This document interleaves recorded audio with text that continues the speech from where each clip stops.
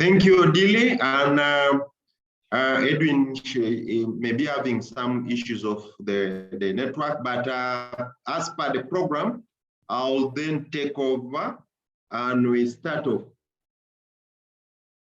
So I want to, first of all, welcome everyone, especially the DDG, Rab, for accepting to come and share experience of Rwanda with us.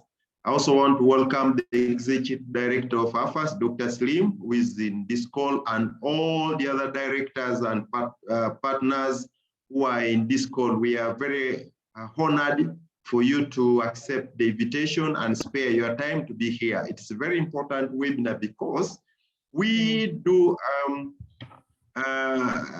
love to hear from experience from Rwanda, knowing that Rwanda has gone through a very good transformation in terms of the agricultural sector, and one of the few countries that has really invested even in terms of the CADAP investment. But most importantly, from the point of the field schools, Rwanda is one of the East African countries that really bought into the field school and moved it to a higher level, especially in terms of institutionalization. So we are very grateful for that. From the hub and from AFAS, we are extremely very delighted to have all of you. Now, the objectives of this webinar, one is basically to share and profile the Rwanda experience. This is important because it sets a pace to which we can all interact and also support each other. AFAS and the hub are there to really ensure that we can gain from the experience from each other in the region and also beyond the region.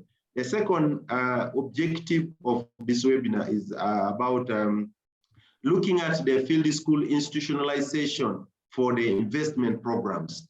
So over the period of time, the investment programs are there, but also a number of projects. What is the issue of how are we institutionalizing the field schools? Not only field schools, but a number of approaches. But for today, our focus is on field schools. The other objective that we want to see here to discuss is, of course, networking and building partnerships. When we come together like this, then this is an opportunity where we can share, we can learn from each other, and also build partnerships.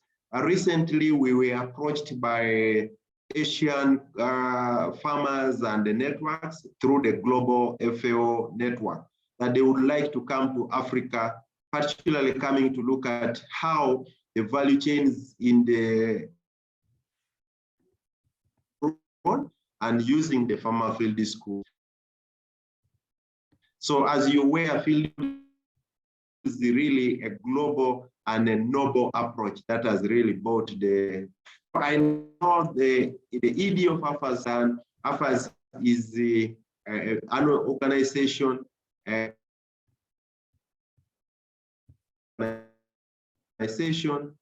for research in the continent with the goal of ensuring that we have the utilization of improved innovations and practices by agricultural validators. For now, we could say agri-food actors for improving productivity towards the individual and national development. I think the national issues are very important because AFAS does not do its own work, but we work with the national systems. AFAS is also currently hosting the East Africa Field School Hub, and the East Africa Field School Hub has a mandate as a platform to ensure the institutionalization and the oversight of the quality implementation of the field schools in the region. And when I say the region, is mainly the IGAD and the East African Community region, of course, now for East Africa, including DRC Congo. And our vision, the vision of the hub, is also to ensure that farmers and agro-pastoralists are transforming their livelihoods. This is important for all of us because the livelihoods are critical. The mission is to be a center of regional excellence for quality implementation of the field school. So this is briefly about the hub, and we are happy that a lot of things have happened already. The hub is growing. a lot of support from AFAS, a lot of support from FAO. We have strategic documents. We are now exchanging knowledge. People are engaging in policy. We are building capacities of different actors. We are gratefully when we went to Rwanda, a lot of capacity building was taking place among the master trainers, but also we ensure that the approach maximizes on food security, which is the food systems, and fostering a number of partnerships. Currently, we have an LOA with the FAO HQ, which brings us together again through even this webinar. And this LOA is mainly on issues of knowledge management, issues of policy engagement and advocacy, capacity building.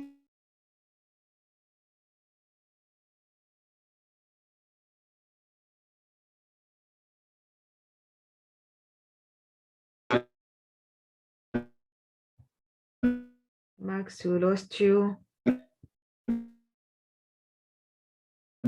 Coordination, grateful for everybody here. We're also very, very happy that HQ is represented by Suzanne, who is a good champion of ours. The single honor to invite Dr. Slim, the executive director of AFAS, to welcome. And after his welcome remarks, I will then hand over to Edwin and Odili to give HQ. Susan is in the room to give the perspective from HQ. Then the program will continue with the DG Charles from RAB giving his keynote address. So I welcome Dr. Slim, the ED of AFAS, to say a few things. Thank you. Thank you. Yeah, thank you very much, Max. Sorry, I'm coming late, but I had another webinar with Sasakawa. So it's good you're fully represented. So basically, my welcome remark is really has been probably mentioned, but just to thank Rob, the Director General, who's there, for basically participating and being part of the Farmer Field School and this specific meeting. The FAO representatives who are there, and of course the team from the Ministry of Agriculture, Rwanda, and all those participants who are available currently listening in. And also to echo our gratitude to Rwanda basically for being part of the Farmer Field Schools, and of course being extremely exemplary in not only being part of it, but implementing a lot of aspects of it, and being champions in agricultural development for the continent. And really, we are proud that wherever we go, Rwanda is the topmost list in being very serious and putting the resources where it should be in agriculture, and with a lot of emphasis on extension and methodologies that work and show results. So our appreciation is to Rwanda for all those efforts and activities, and specifically to embracing Farmer Field Schools, because like Max has said, and all of us, we are familiar with it. Farmer Field School basically is a circle, a learning circle where farmers participate. And we know farmer-to-farmer systems, farmer-to-farmer extension system and approaches is an embedded approach into the extension approach. So we thank them very much for that. And of course, as we said, you are part of the Farmer Field Schools and you implement it, but there's a lot of learning from Rwanda's experiences as well. So as capacity with Max, like Max has said, the capacity development and so on and so forth, but as well, we approach Rwanda as a learning field for other countries as well. So thank you very much, and I really appreciate welcoming us, but also your presence and your participation. Thanks a lot. Thank you very much, Edie, for welcome remarks to our year. So I want to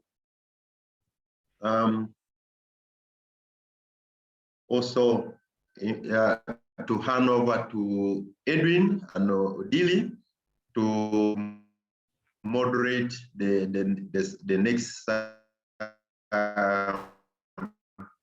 sessions so that we proceed together. Over to you.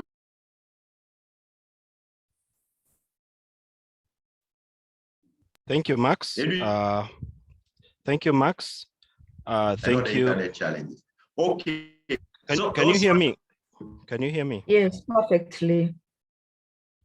Thank you, Max, and thank you, our Executive Director, for the wonderful welcoming remarks. We will basically go straight to the schedule for the day, but with a reminder to the participants to kindly introduce themselves in the chat box. We have disabled the microphone to give ample time for the presenter, but towards the end, we will allow a question and answer session. So I will now hand it over to Madam Karekazi Odile to proceed. Thank you.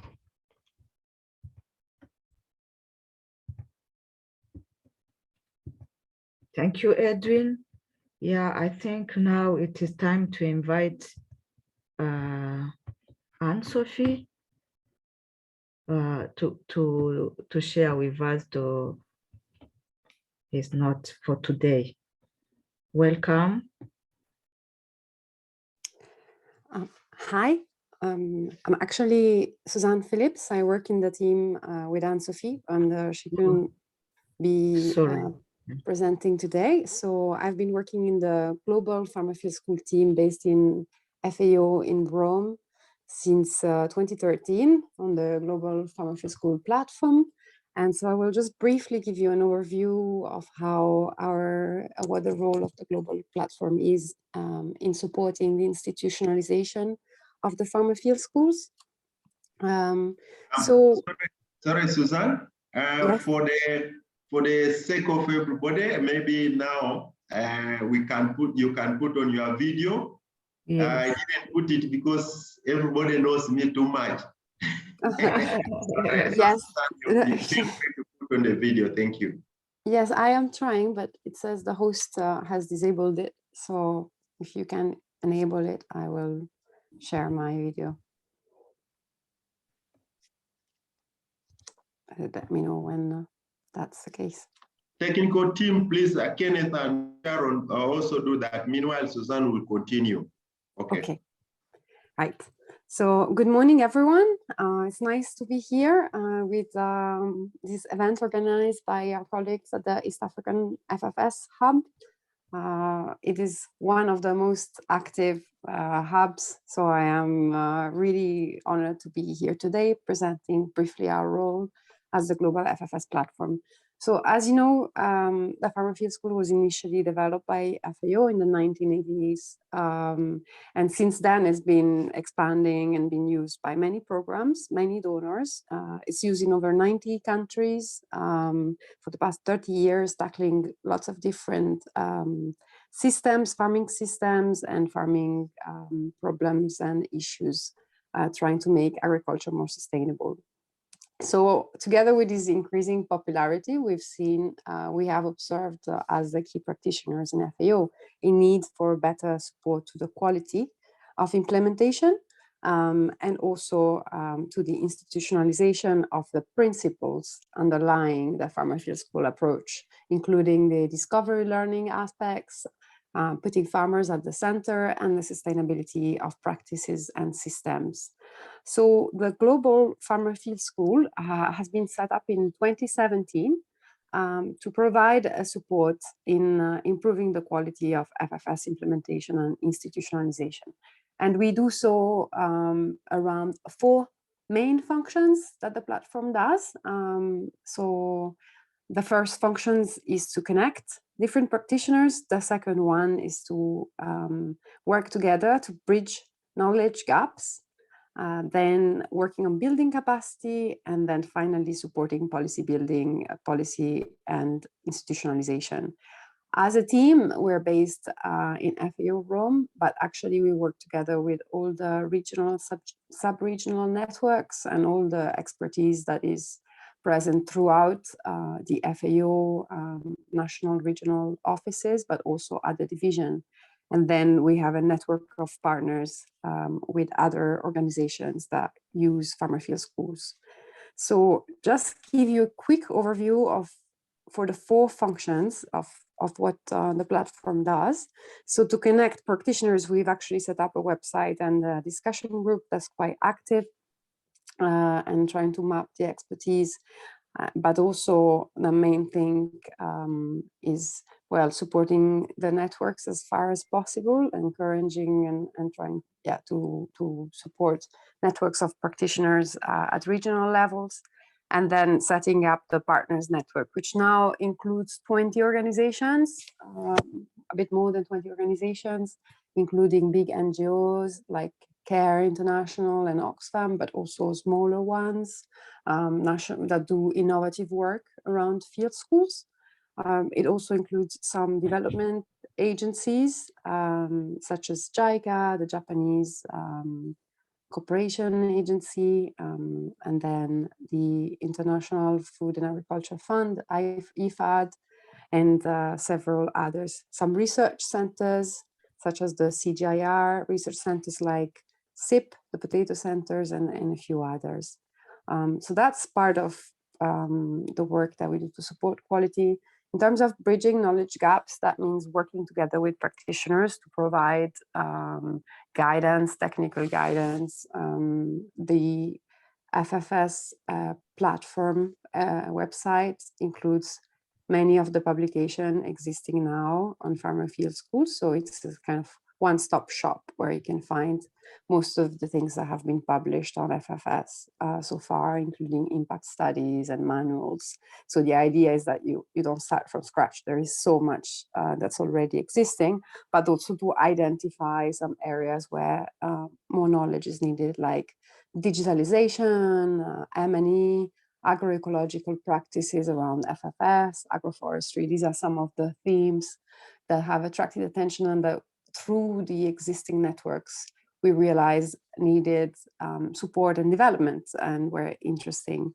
And in terms of building capacity, we kind of support either working with specific countries and projects in terms of building the capacity of master trainers, or doing kind of facilitating regional or global capacity building events. And then finally, in terms of the institutionalization, this has worked mostly, again, through the partnerships. So working with other organizations that use FFS, but also supporting networks. Networks, of course, the networks such as the East Africa Hub play a really strong function. So for us, it's mostly connecting the networks and providing support as needed. And then lately, working on the improving the monitoring, evaluation, and impact assessment of FFS. So next month, we'll have a manual out, and there's been a very good pilot in Malawi on setting up kind of stronger M&E systems so that you're able to build the evidence that shows the impact of FFS, not only in improving crop yields, but also the social aspects, economic aspects that are equally important, especially given the upfront investment that FFS requires.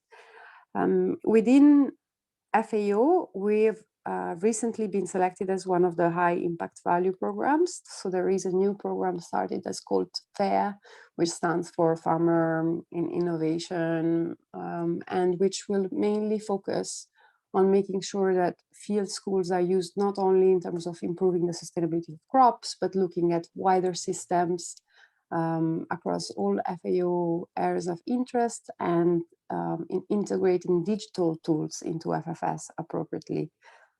So that's a bit, in a nutshell, what we've been doing. And in terms of the institutionalization strategy, as we see it, it's really about working with partners and networks to make sure that the actors that are interested in taking up and using the FFS put farmers at the center, continue to include the principles of discovery learning, and really about keeping the principles of the approach alive, but adapting it to the specific context and needs, and working together with partners to do so. So I'm happy to provide any additional information. Yes, I hope that you have a good meeting, and I'm really looking forward to hear about the case from Rwanda. It's one of the most interesting cases of institutionalization. Thank you.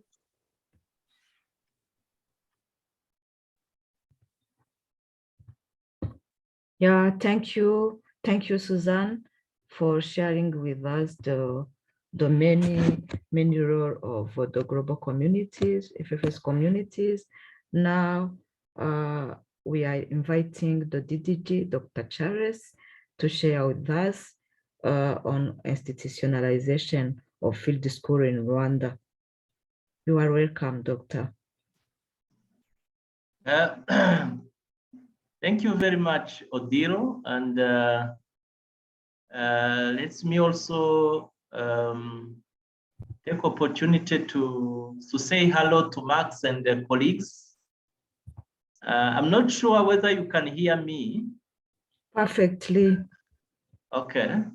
Yeah. So it's our pleasure to really join this webinar to share Rwanda experience.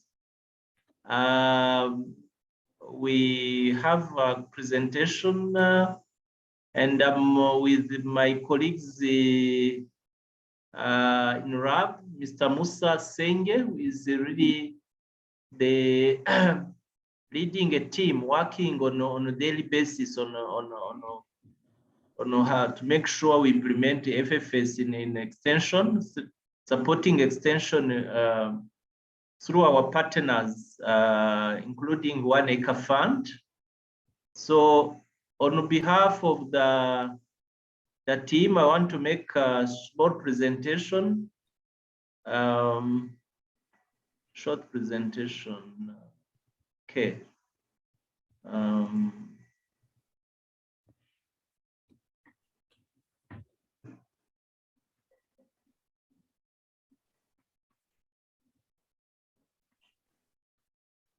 I hope we can. Yeah. I hope you can see it. Yes, perfectly. If you can put the full screen. Yeah, it is already on full screen. Yeah.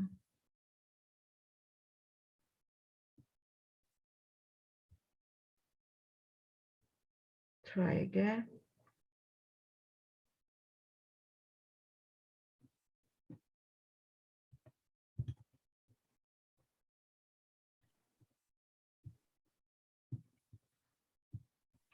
It is Dr. there. Charles, we lost you. The slide mode.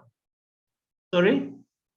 It is there, but you can click on the slide mode so that it's on. It moves like as slides.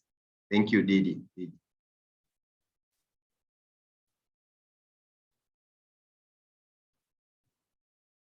So I'm putting on a slideshow. Yes. Is that okay? Not ready.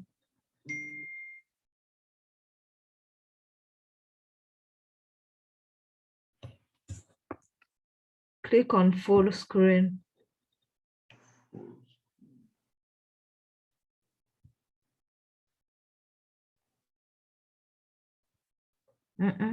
Yeah, there.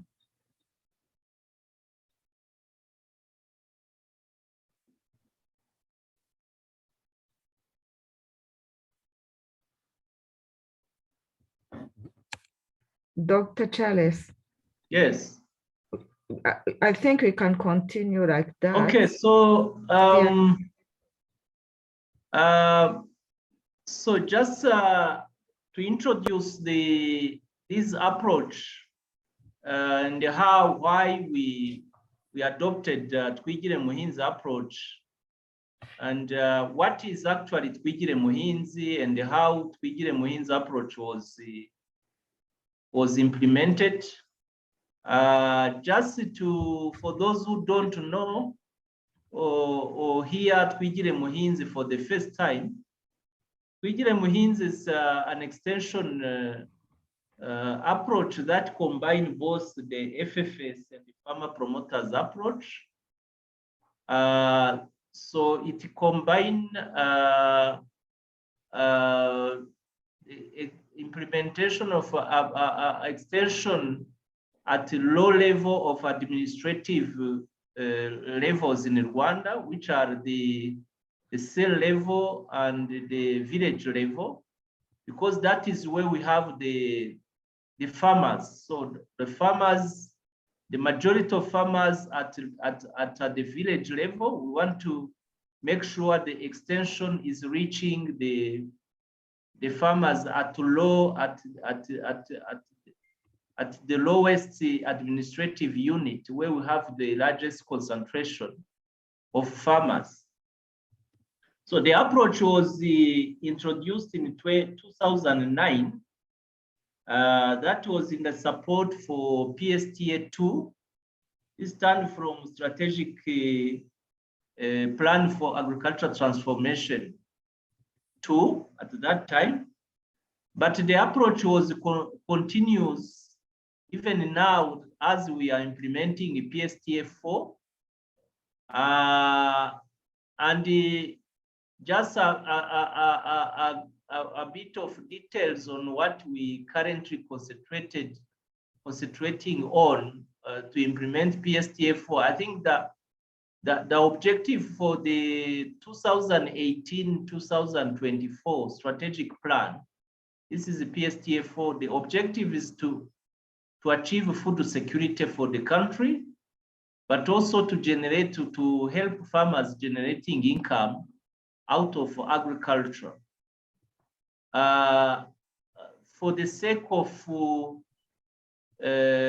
ensuring what the farmers are doing actually sustainable, make sure we have a sustainable farming systems, and the farmers are able to generate income to continue investing in agriculture. And the key pillars, one of the pillars of PSTA4 is to increase the productivity and to ensure resilience. By productivity, we are talking about increasing the yield, increasing the production per unit area, because as you know, Rwanda is a small country comparatively to other countries around here, with 26,000 square kilometers. Arable land is close to 1.3 million hectares. And we have a population that is now reaching 13 million. So you understand that the option of increasing productivity is very, very crucial for the country to ensure we have enough food to feed the increasing population. And as a government, of course, we needed to support farmers to achieve the goal. And strategic government intervention consists on providing subsidies. For instance, the seed and fertilizer are subsidized to support in increasing productivity, because seed and fertilizer contribute for 70% in the overall production at farm level. So, but next to that, extension service is very key.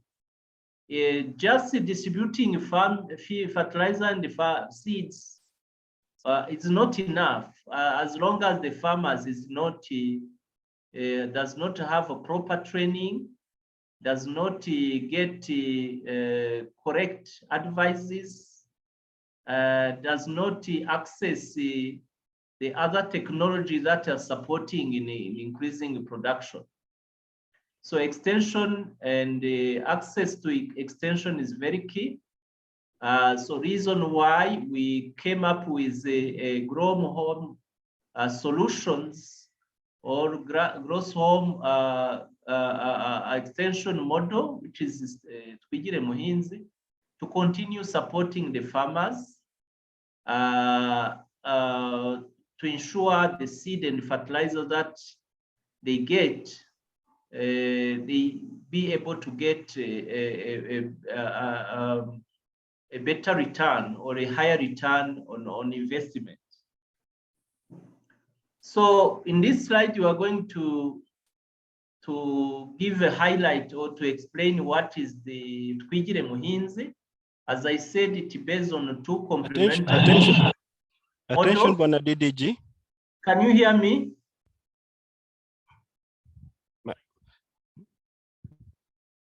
Yes. My apologies, sir. We wanted you to run the slides. The slides are not running. Okay. Kindly put it on slideshow. We are still on the first slide. Very, very strange, because my computer is indicating that I'm on the slideshow. We are still on the first slide. They kindly be running the slides. Thank you. This is the second. Thank you. Second slide. Can you hear it? Can you see it? We see only the first slide. Sorry? The first slide. We are on the first slide. No. Kindly put it on the slideshow maybe where we have the other Musa to run the slides. Yes. He talks over them. Yes, thank you very much, Dr. DDG. I'm going to run the slide with your permission so that you can be doing the presentation.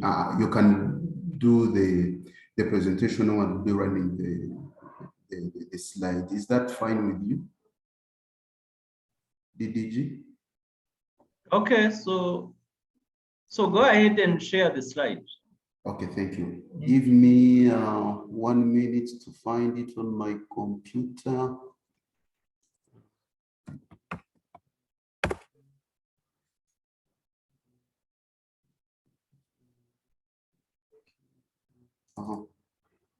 So just a few minutes.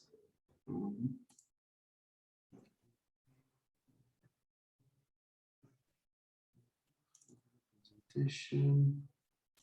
Okay.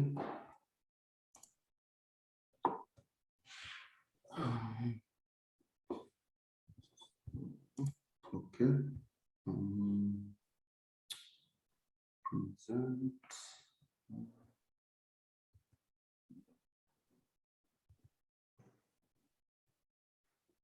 Can I share my screen? Is that possible, Mr. Edwin? Do I have the permission? Yes. Yes, Musa. Yes, you can share. Full screen.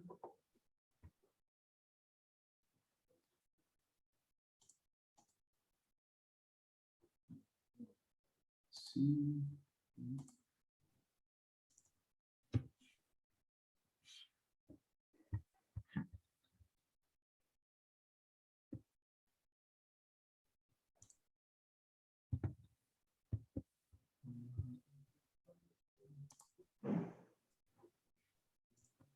Yeah, will give me a few minutes, just 2 minutes, and I will be here, be ready.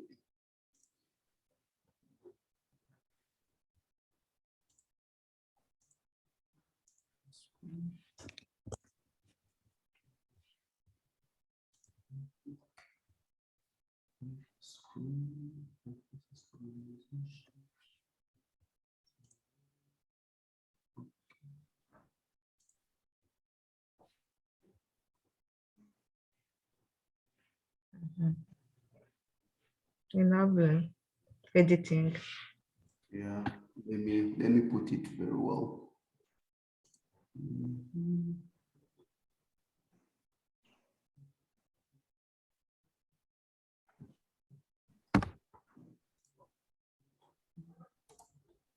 I'm going to get it right now. Give me a few minutes.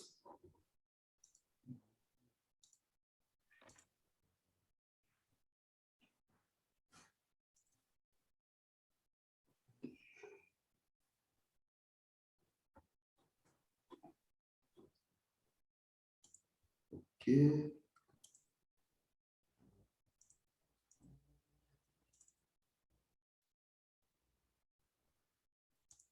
I'm connecting my Zoom with my drive. So be right.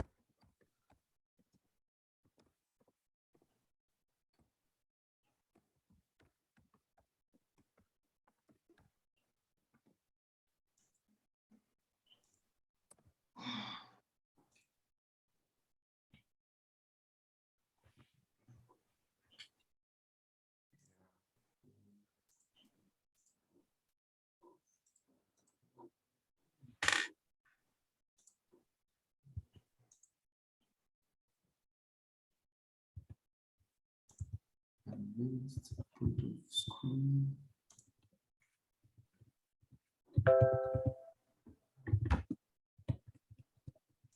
I seem to have difficulties.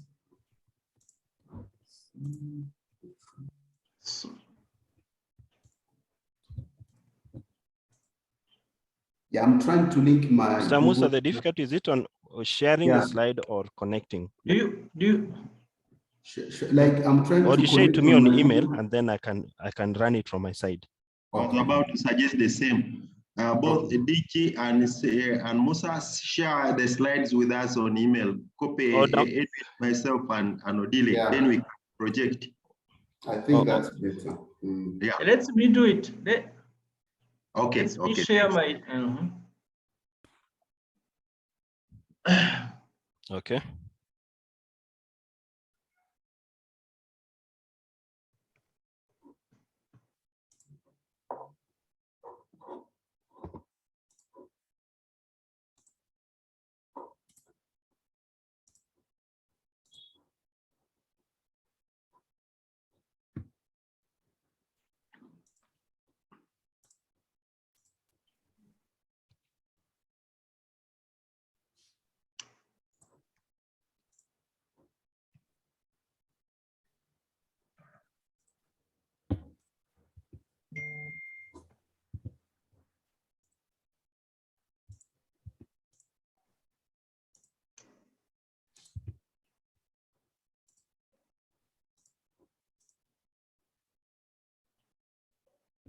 Can you see my screen?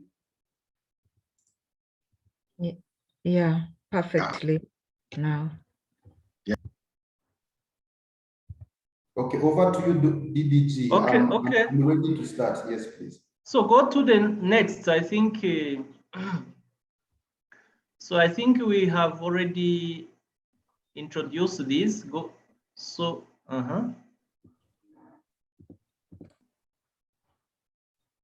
So as I said, we have two models. One is the farmer field school model, and then the other one is a farmer promoters model. As I said, at village level, this is what we call the heart of Twigire Muhinzi. That is where we actually implement Twigire Muhinzi at the village level. We have one promoter, farmer promoter, and we have close to 14,200 farmer promoters, corresponding to the number of villages we have in the country. And we have one farmer promoter per village, who is selected by the community based on the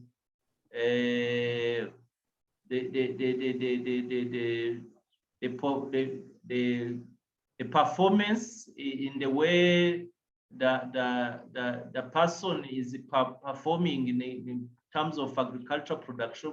Actually, it's the role model in the village. This is the farmer promoters, the criteria for selecting farmer promoters, the village level. And is coordinating what we call Twigire groups, comprised of 15 to 20 farmers.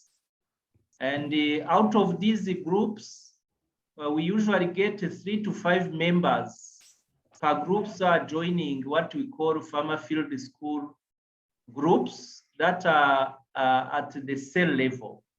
So the farmer field school has actually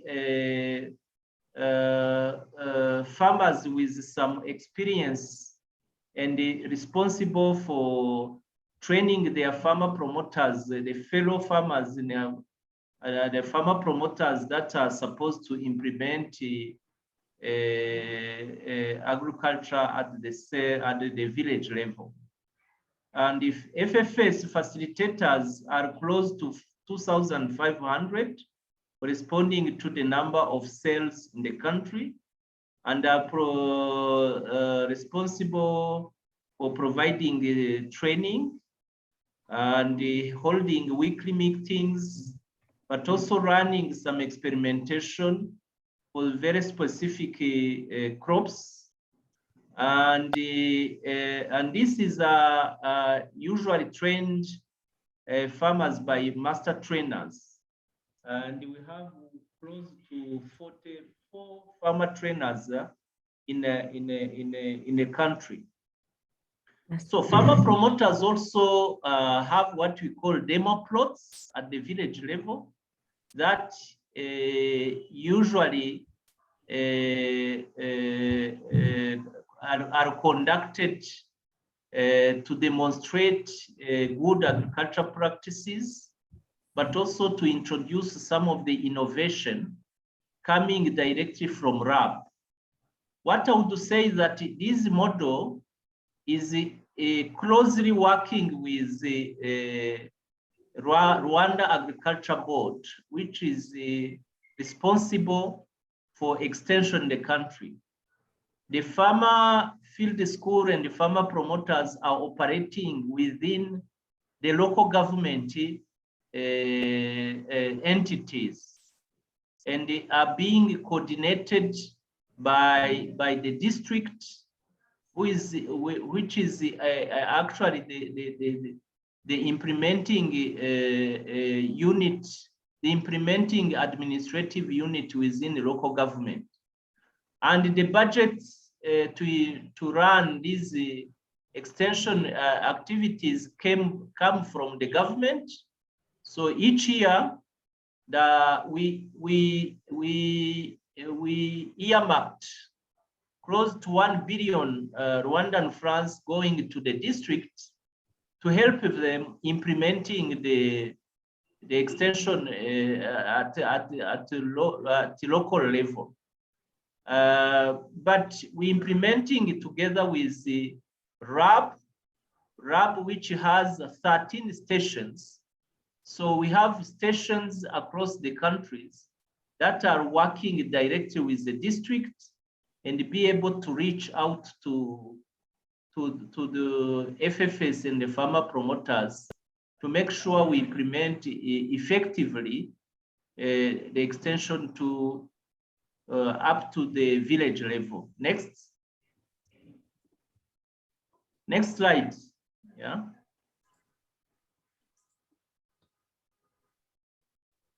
So as I said, Twigire is based on 2 complementary models. As I said, the farmer promoters 14,200, and these are community workers with the cooperative, and I think I have captured that. Then we have farmer field school.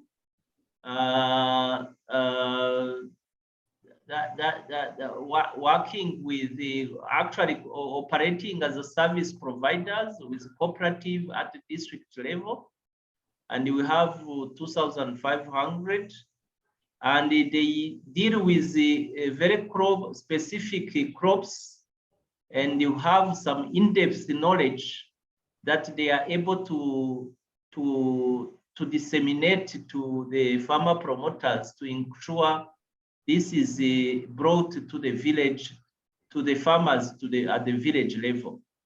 They also run some experimentation at the cell level to make sure they train farmer promoters on new innovation, but also on good agriculture practices. Next.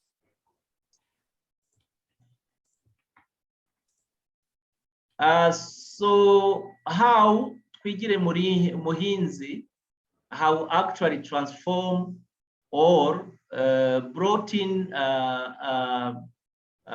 changes in the way agriculture is being practices in Rwanda. So before the introduction of Twigire Muhinzi, there was some gaps actually in the way extension was done, with really limited access. Farmer accessing extension were very low. The numbers of farmers accessing extension was very low. Because before the genocide, the extension that we used to have was based on what we call moniteur agricole. These were actually agronomists hired, paid by the government, and at that time we had support by the World Bank. And but after the genocide in 1994, we didn't get that. We did not have that resources, which means there was a kind of cutoff between agricultural extension system and the farmers, with a low number of agronomists really at the ground, on the ground. So we thought about this Twigire Muhinzi. Twigire actually stand for self-reliance. Means we try to have a system where we be able to rely, farmers be able to rely on try really to rely on our own resources to make sure we succeed. So jointly, farmers and the agricultural sector came up with this Twigire Muhinzi, which is based on kind of voluntary spirit at the village level, where the farmer promoters are selected by their fellow farmers to help them to improve on their farming community farming activities. So in 2022, the network of agronomists, extensionists, we are close to one extension to 100 farmer. Because you have public extensionists, we have farmer promoters, we have local seed producers, plant doctors, private extensionists. So if you put all these extension agents, what we call frontline extension agent, we come to a ratio of 1 extension officer to 100 farmers. And these are people who are able to provide advices and provide help farmers actually to improve on their agriculture production. Next slide, please. So in terms of how Twigire Muhinzi is delivering, we usually have we proceed by making sure we have training material. As you see, we have been able to produce farmer training material that is available. and we also provide training on annual basis on multiple crops, but also on different topics. As I said, the government provides a support close to 1 billion from money from Rwanda and France that are being used by the district to make sure we produce material for training, but also we are carrying out training to the farmers.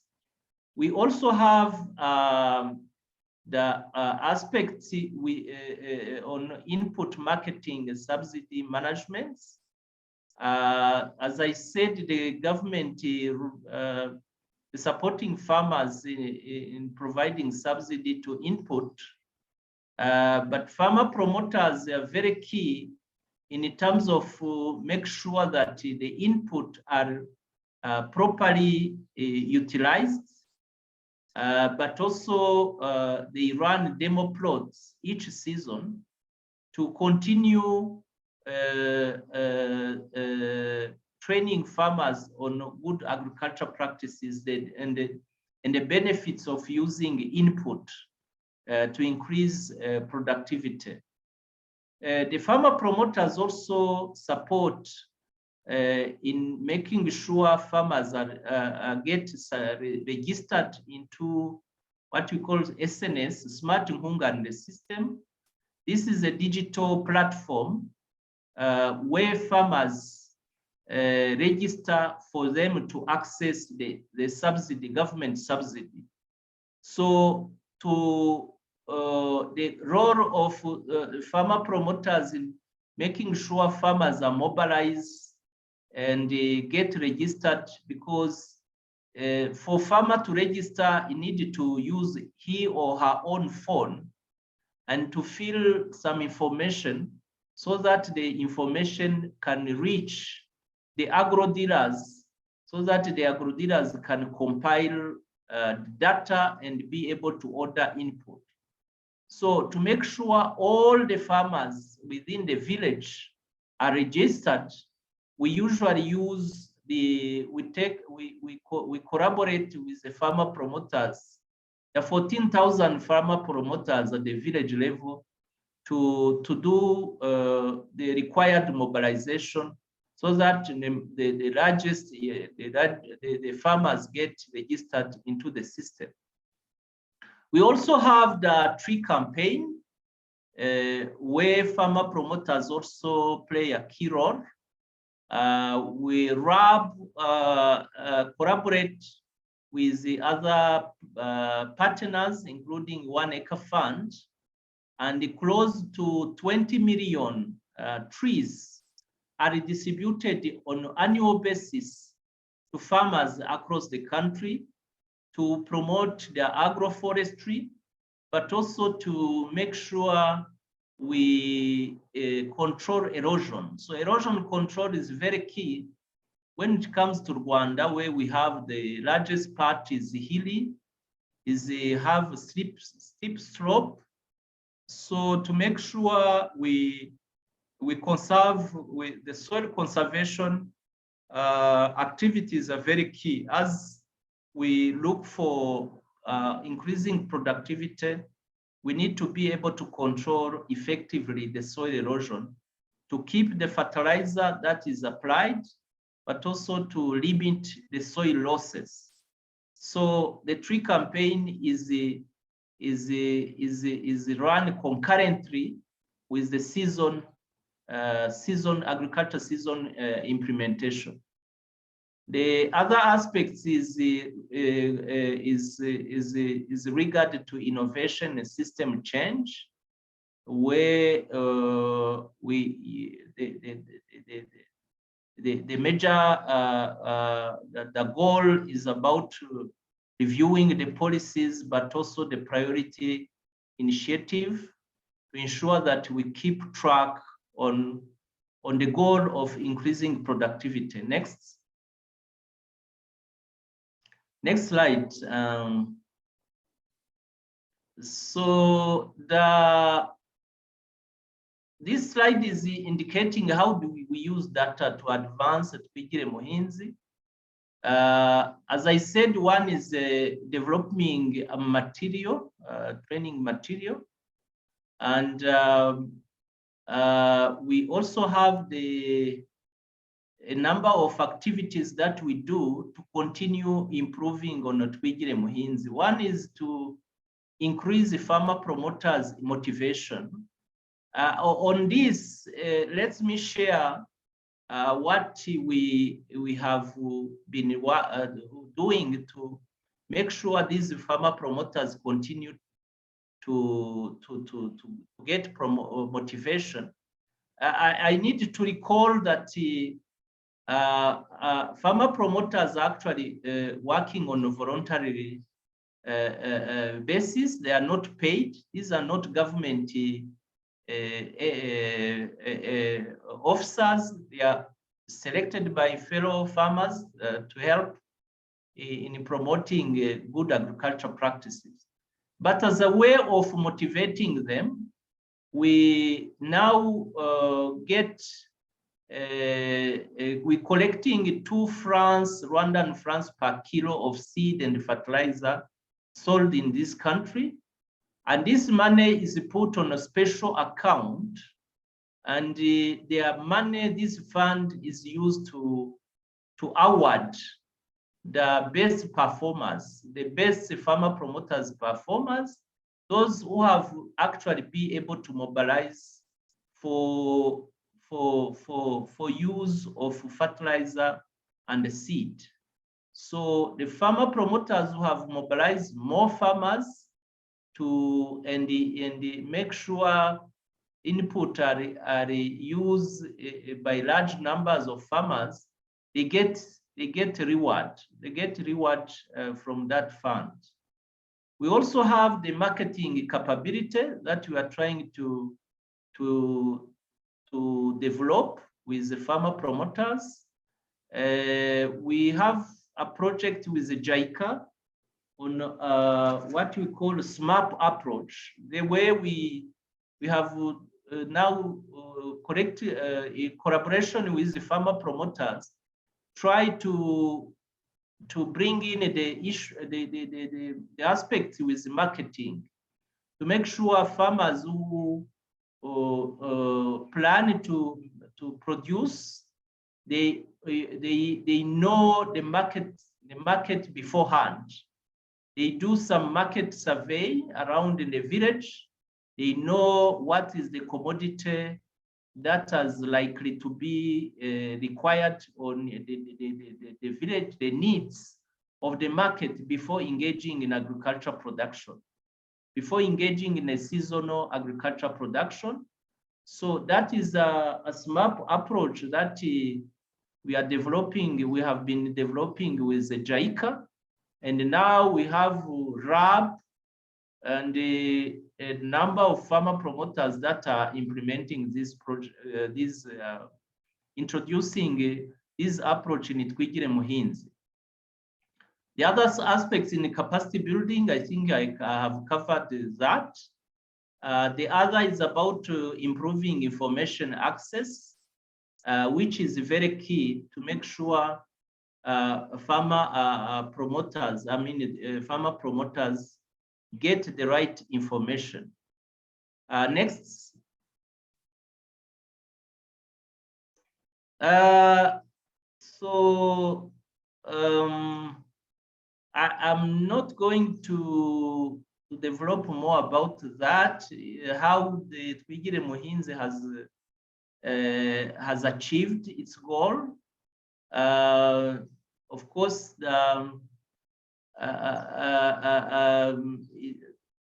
and some challenges, of course.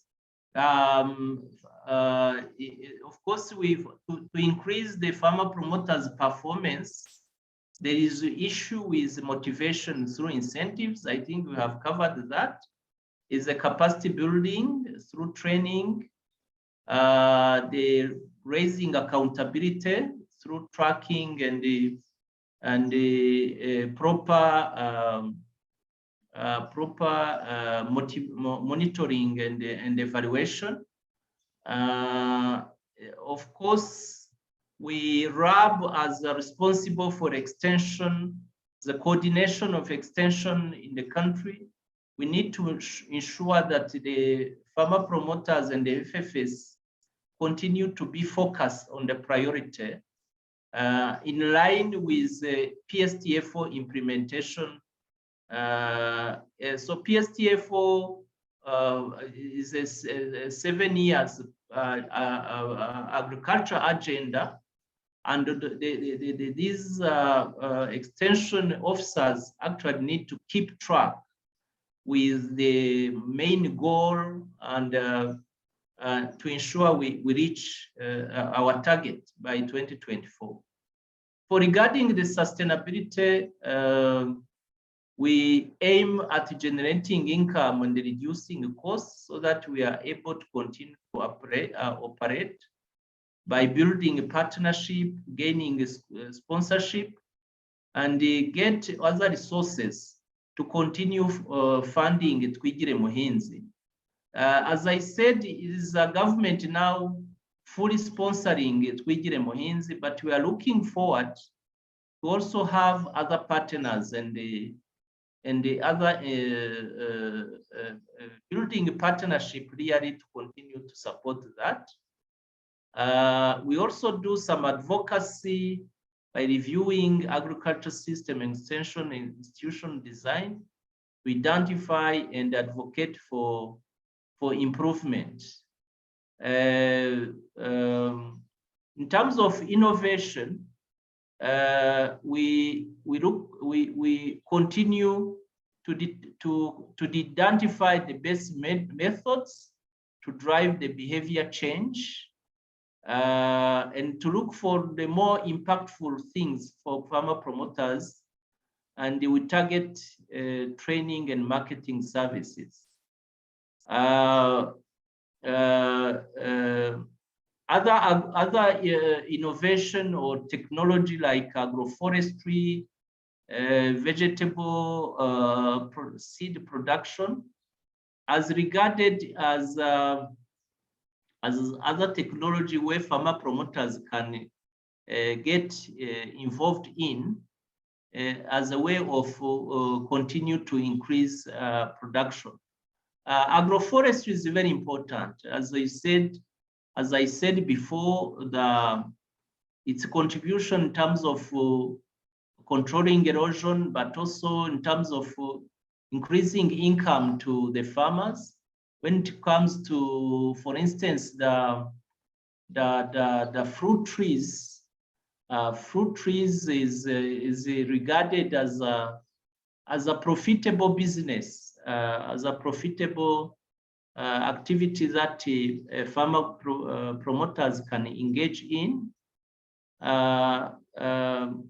Improving farmer promoters' capacity to link farmers to agri-information and vital services. This is also the very important aspects. Next slide, yeah. So the role and the responsibility, I think I have tried to cover that. In terms of institution that are responsible or involved in implementing Twigire Muhinzi, of course you have Minagri, which is the Ministry of Agriculture, that's responsible for formulation of policy. We also have RAB, responsible for implementing the policy. The main function is to provide a technical backstopping in terms of providing training, do some regulation, coordination, but also monitoring and reporting as well. But also, yes, regular meetings, performance management, and so on.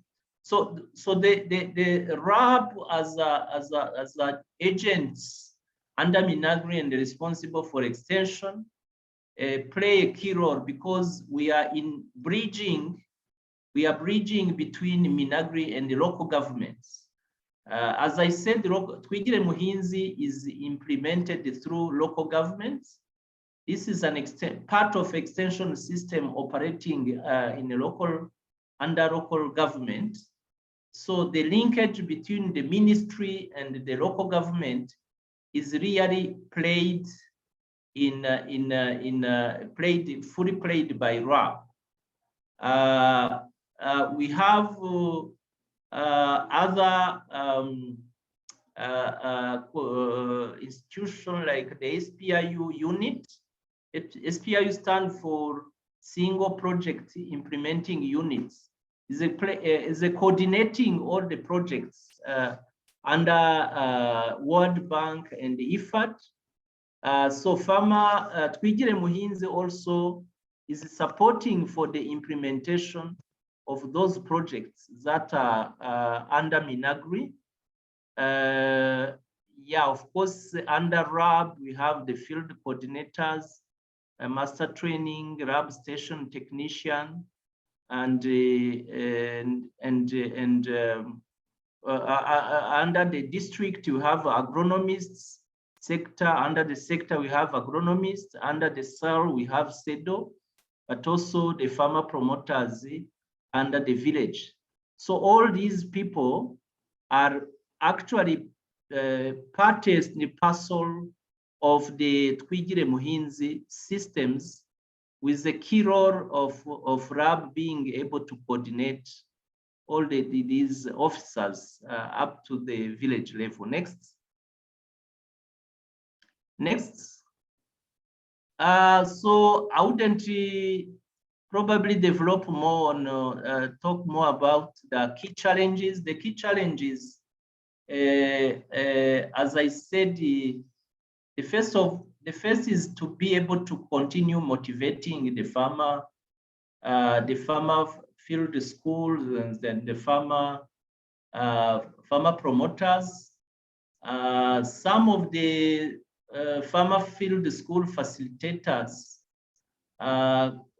we need to continue monitoring on the effectiveness and the performance of these frontline extension officers, and continue to monitor and do some adjustment for those who are not performing, need to be replaced, or to be able to provide training so that they are able to deliver effectively. So we are counting close to between 10 to 15% of FFS that are not very active, and we check whether we need more training, we check whether we need replacement, and the required intervention is done.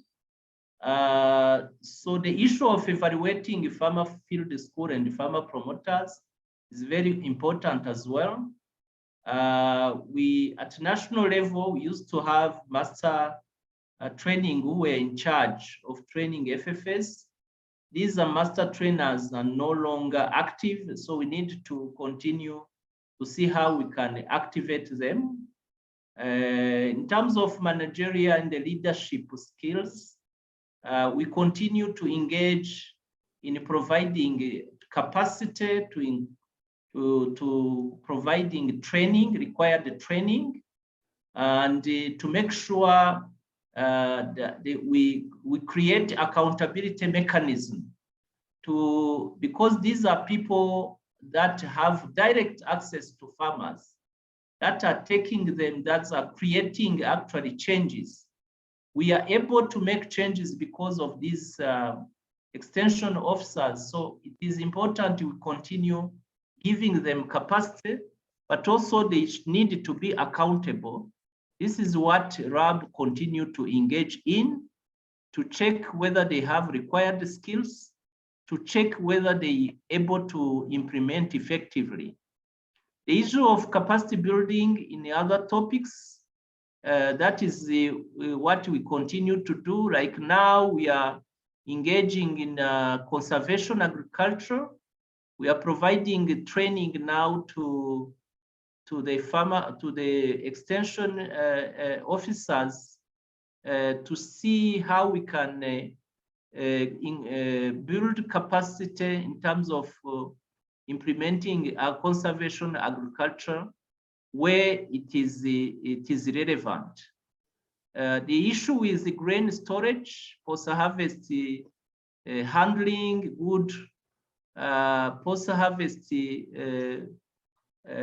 handling, the implementing of some of the nutrition sensitive agriculture, like the kitchen garden, the fruit trees, introducing fruit trees, and they continue to promote a balanced diet, for the household at the village level.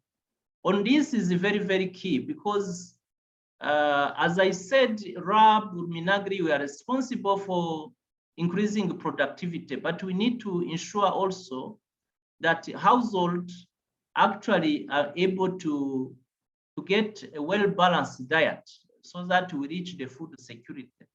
So RAB is one of the key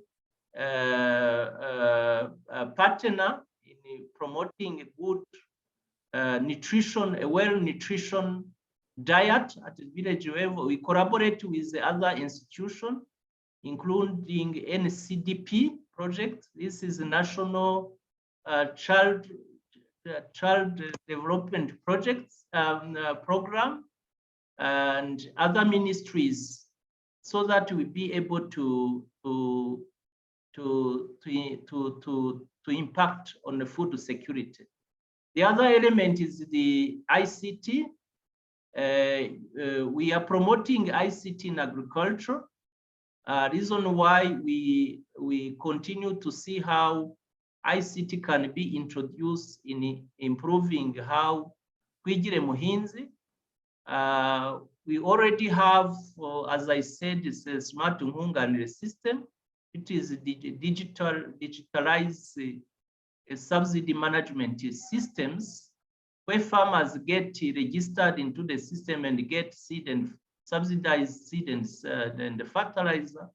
But this system is being upgraded now to include more extension services, like the access to weather information, access to the market information, access to pest and disease control methods, so that farmers are able to access the whole range of services that are likely to impact on the productivity. Next. I think that is the last one. Yes. Thank you very much. But maybe you, moderator, can you allow maybe Musa to come in? If I may, he would probably try to clarify some of the issues that I might have not developed and elaborated well. So thank you very much. Thank you so much, DDG. Over to you, Mr. Musa, and also respond to the questions in the chat box. Thank you very much. I wanted to share some a presentation. It will be quick. Let me see if I can get it here. Sorry, just a few seconds. Okay.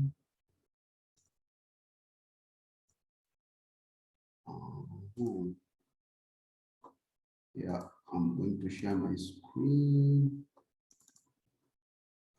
Can you see my screen? Yes, Musa. Proceed, put it on the slide mode and proceed. Thanks. Thank you very much. I will be quick. Thank you very much for this opportunity. Thank you, DDG, for giving general overview of Kwigire Muhinzi. My name is Musa Senge. I'm the coordinator of Twigire Muhinzi, which is the National Extension Advisory Services in Rwanda. And I'm glad to be here. I will just, most of the things have already been said by the DDG, but I will be quick to ensure that the topic at hand is well captured. So the digital already said it, but the FFS approach started being implemented in Rwanda back in 2009. And this is actually the first external services we've had in Rwanda post time of the genocide against the Tutsi. And from 2009 to 2016, we have 44 FFS master trainers. We also have others who are being trained through different projects. Up to date, 2,531 FFS facilitators, 8,700 FFS groups, which have yielded up to 200,000 FFS farmers. So the system has already been institutionalized and embedded into the extension system of Rwanda. The DDG has already covered the point that the budget that is being provided through earmarked fund, specifically for the FFS, to emphasize, they are getting $350,000 US each year that are used to reward the best performers. Of course, these are the things that we know as master trainers, as FFS facilitators. So FFS facilitators are intensively trained in Rwanda. The other thing, of course, is to build their decision-making skills, of course, for each farmer. On the intensity of the training, we are talking about facilitators who become the new state of proximity extension workers in the community.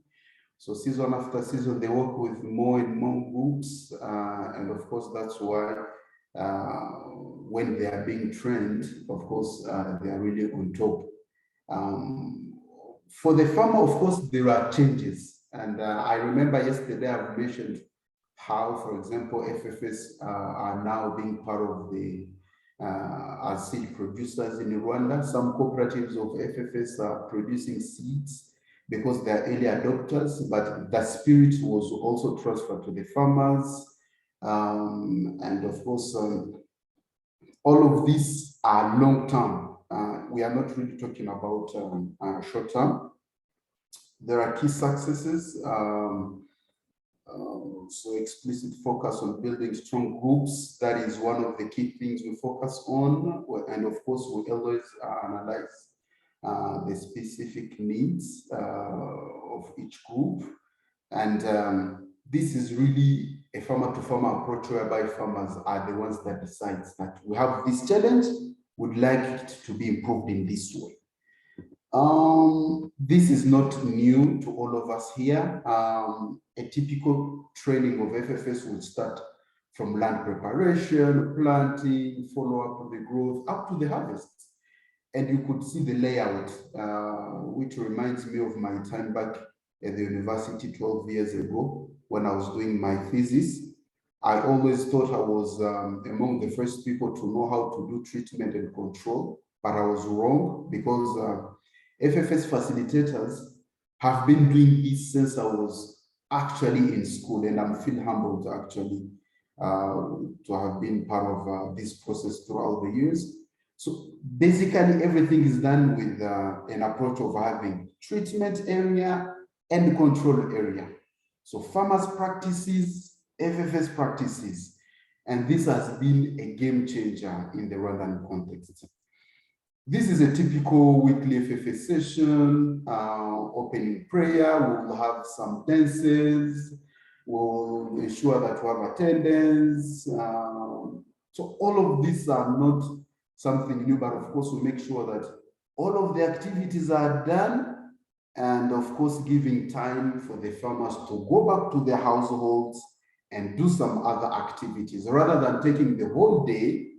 Well, how about, for example, taking half day? So these are the things that I wanted to emphasize. We do have principles. All of these are not new to us. And of course, it's about discovery-based learning. We are discovering. We are not trying to take something from RAB and taking up to the farmers level. We are really making sure that they are given environments to ensure that they are doing everything from A to Z. They take decision and they know, okay, this is the right way to do the activities. Okay, these are just pictures, the old farmer practices, the integrated pest management practices, and then farmers will just come and decide, okay, I'm going on the right or I'm going on the left. So that is the decision of the farmers.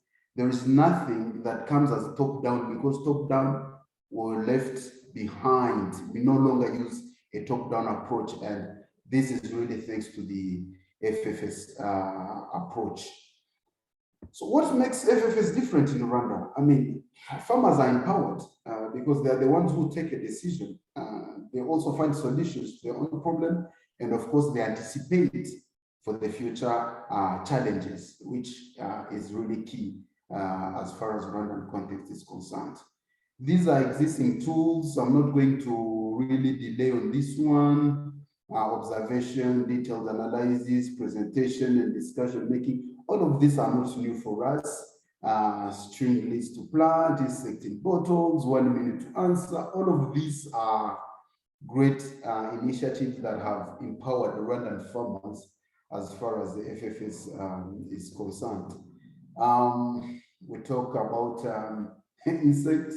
There are friends of farmers, who is eating who. All of these are not new to us, ladies and gentlemen. Some of the results, I'm not going to share this one because DDJ has already mentioned all of these things. If Mr. Edwin allow me, then we can go to the questions. I don't know how Mr. Edwin would like us to proceed on this one.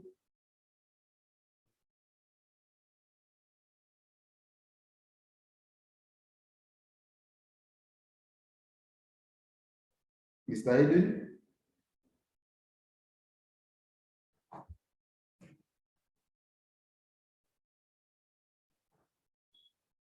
Mr. Edwin, can you hear me?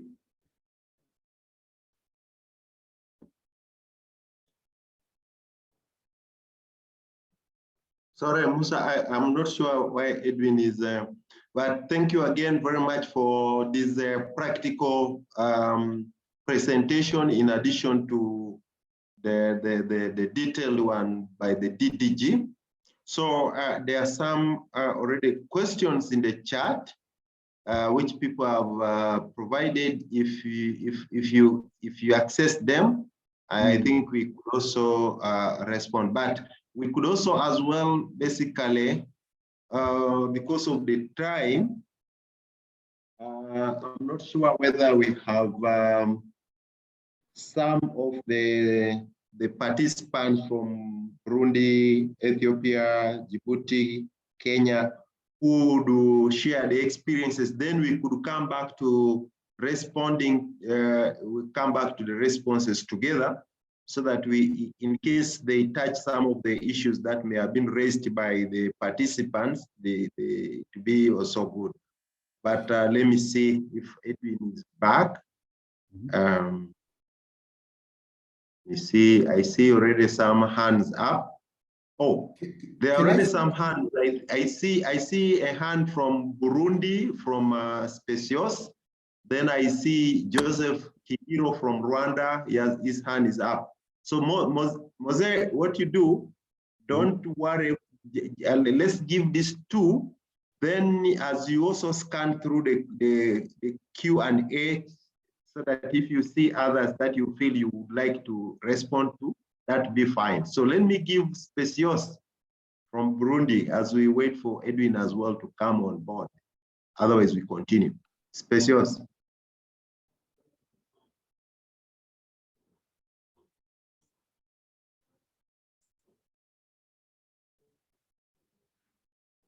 Specios, are you there? I know we should also be translating in French a bit, but let's bear with us for today. Next time we definitely try to do French as well. if Specios has issues of unmuting, which the IT team should help enable us to do that now. Okay, so Specios, you can unmute yourself. While the IT team bring on board Joseph Higiro from Rwanda.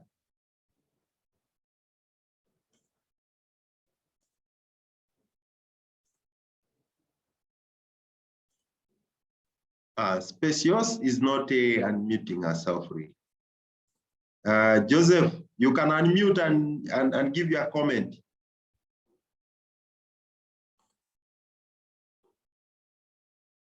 We shall share. They can okay, also, they can so also Musa, the comment. Musa, continue, proceed, Musa. Yes, thank you. Ms. Okalade said it will be appreciated if the record of this webinar is shared. I think this is something Mr. Odwin will do. Mr. Musa asked how many FFS a facilitator, FFS a facilitator running in season and for how many years the project lasted. I mean, I don't know if I understand all the question, but we do have 2,500 FFS in Rwanda. We also have FFS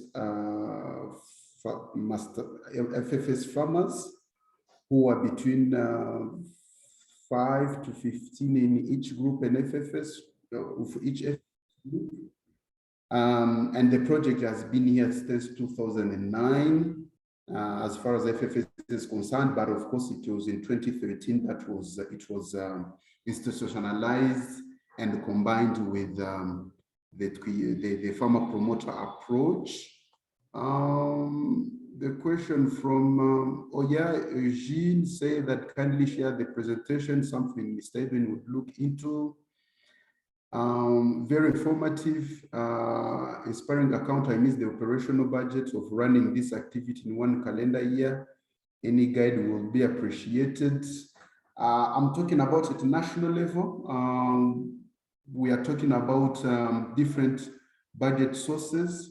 Like for example, the government provides $350,000 each year to pay the best performers among FFS facilitators, but we also have other partners like One Acre Fund, who also provide seasonal training, extension materials, and trainers. That also takes a huge amount of money, but in total, I would say very conservative that every year, we are talking about between 1 and 1.5 million US dollars that is used in the capacity building, follow-up, but I'm saying this is definitely conservative. Mr. Eugene, good to hear ICT integration in FFS. When we can explore more, that's true. Judith say, I wanted to know the education level of the facilitators, since you said they are chosen by the community. Most of the facilitators at the cell level will have been able to finalize primary schools. We also have others who have done the secondary school actually.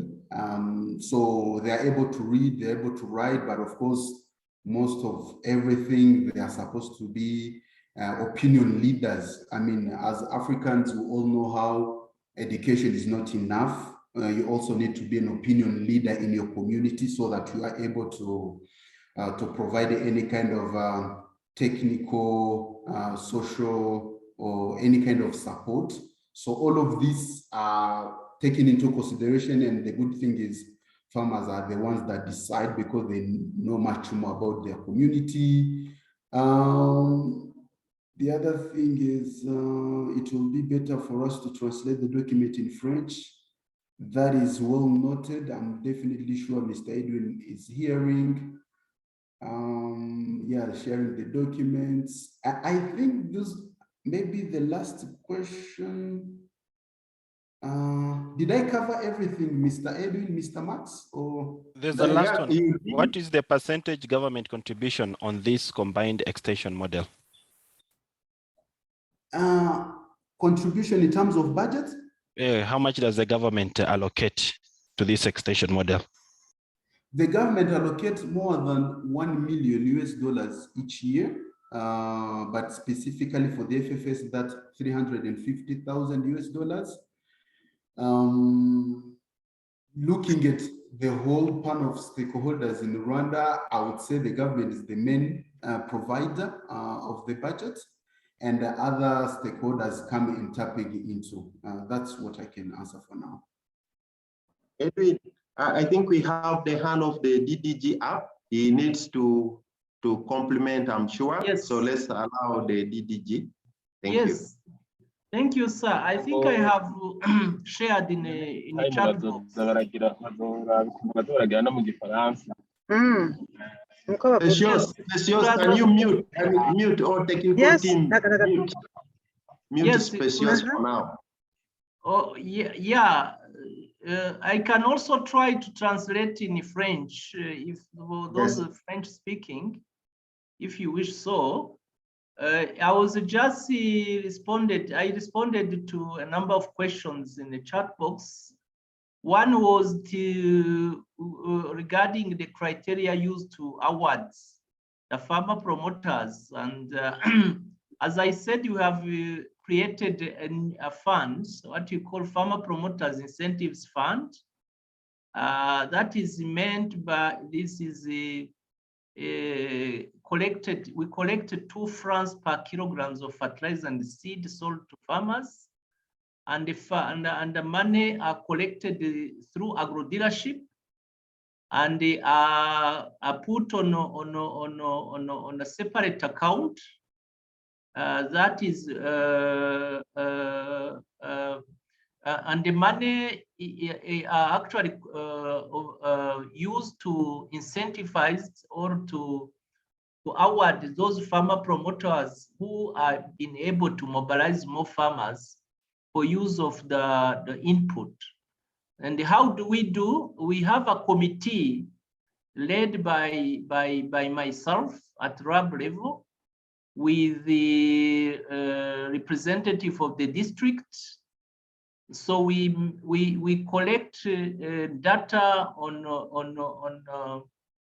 the volume of input used per district and per sector, and based on the volume that we attribute actually to the work on mobilization so we relate this volume to the work done by farmer promoters in terms of mobilizing farmers from the district and the cell and the sector to be able to use that.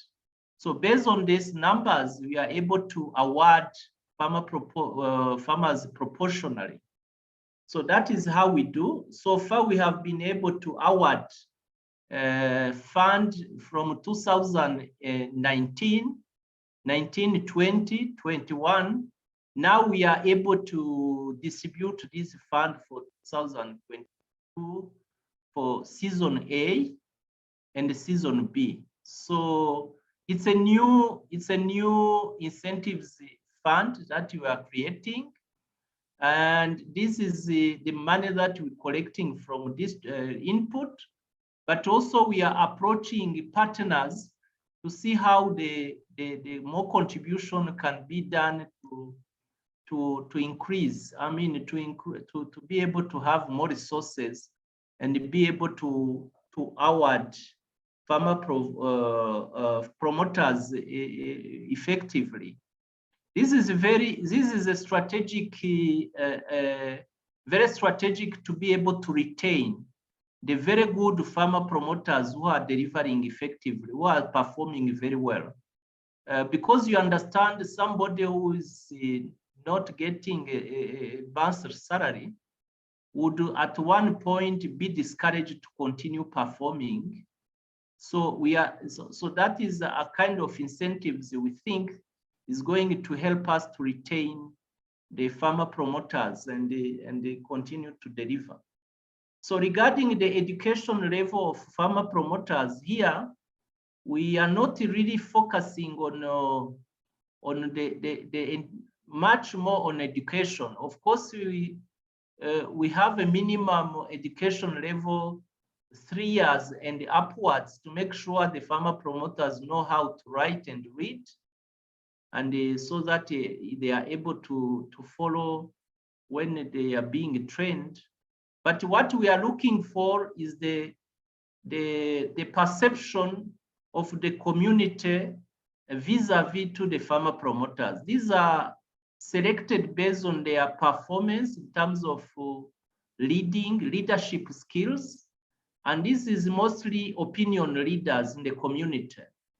So you will find that in the community, those opinion leaders are the one doing very well in terms of agriculture, in terms of reaching out to their fellow farmers, in terms of leading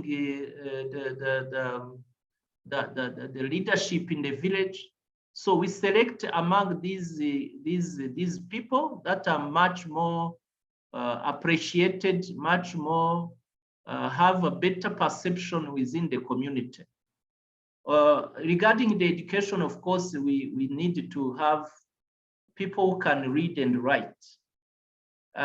Regarding the budgets that is allocated to Twigire Muhinzi, as my colleagues Musa said, we are allocating close to $1 million US per year.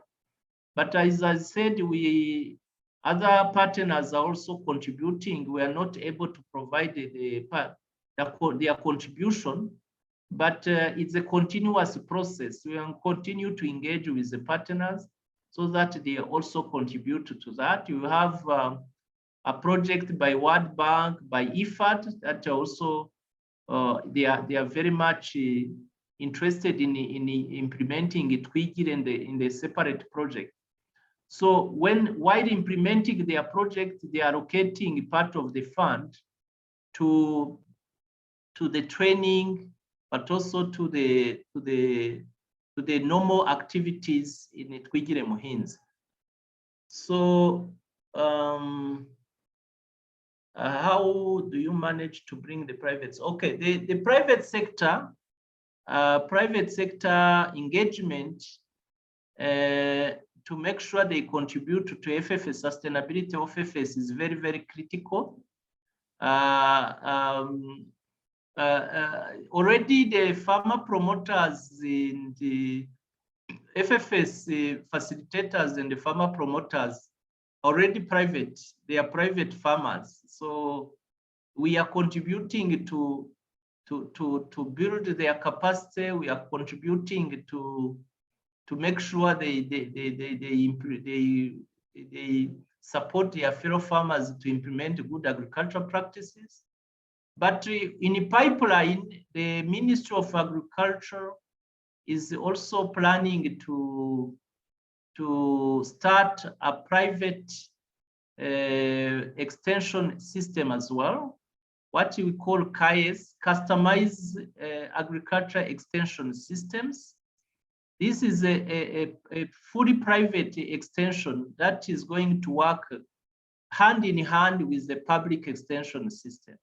So we are very much looking forward to engage private sector in delivering, in extension delivering as well. So I think I have tried to cover everything. Thank you very much.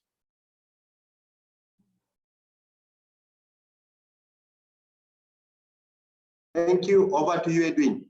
Next. Thank you so much, Wana DDG and Mr. Mousa, for all this wonderful, elaborate presentation and answers to our questions. We will continue engaging you still in the chat box. And at the same time, we want to reiterate that we'll still share all the documents. We have a number of documents on Twigire Muhinzi, which we'll share to everybody who registered.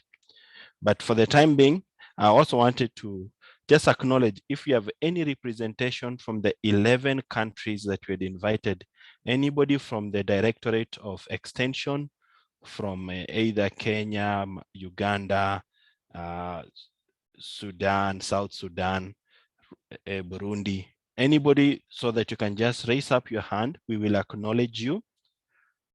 because we wanted also to know that after listening from the story of Rwanda, what else is happening within the region? We want to run together. We want to ensure that it is a common success for all of us in the region. So before I proceed, I can see still part of the home team, Joseph Hijiro. I think you should be able to speak. Joseph, try to unmute yourself. But for Ruben Chumba, you have to put it in the chat box. Joseph Hijiro.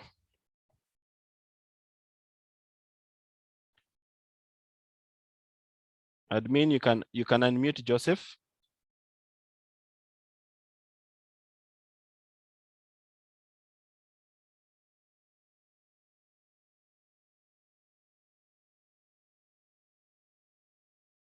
Joseph, try to unmute yourself and then you talk.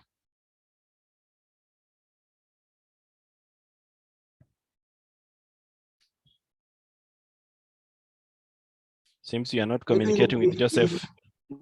If Joseph has issues, allow Ruben. Then we also have the guest from West Africa. We have Professor Dele.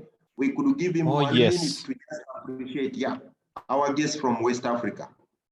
Professor Dele is here. Professor Dele. Then we can now unmute the participant, the attendees, so that they can also have an option to talk. Professor Dele, the floor is yours. Yes. Good morning. Good morning, Hello. sir. How are you, sir? Fine. Thank as you. Well, proceed. I think I've been enjoying the presentations, and I think you are really moving very, very fast. And I hope that my region will catch up with you, maybe overtake you before you know it. I want to I asked a question actually in the question and answer, and I didn't know, maybe I missed out because the network has been bad off and on here where I am presently on the journey. So I don't know if it has been anything to do with the evaluation of farmers' perception of the success of these FSS. Hello? We can hear you. Has there been any evaluation of the farmers in these processes? Yes. And I think I'll relate back to Bwana DDG to respond to that. Thank you very much, sir.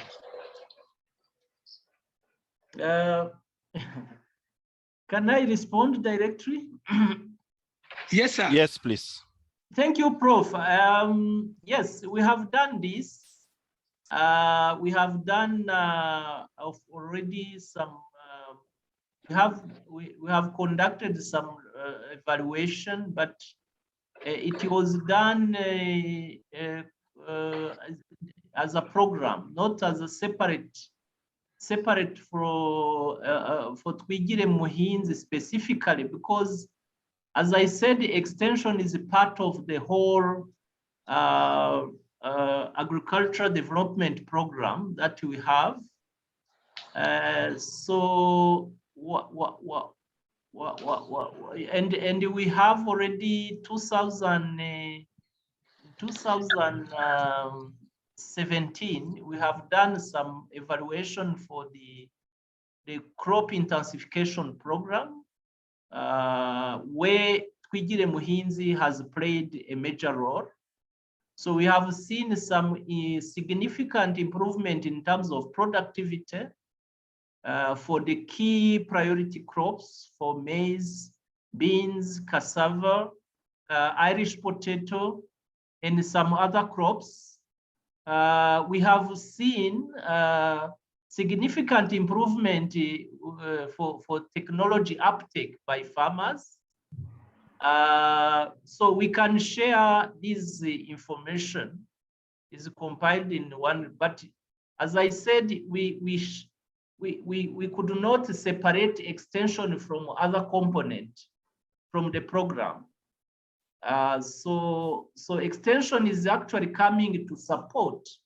It is supporting other programs like the input use, input distribution, irrigation program, mechanization program. So all these are playing actually a role of increasing productivity. So we have some reports that we can share.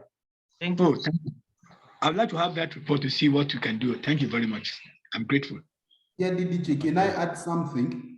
For Yes, please. Professor Dele, there is a reference.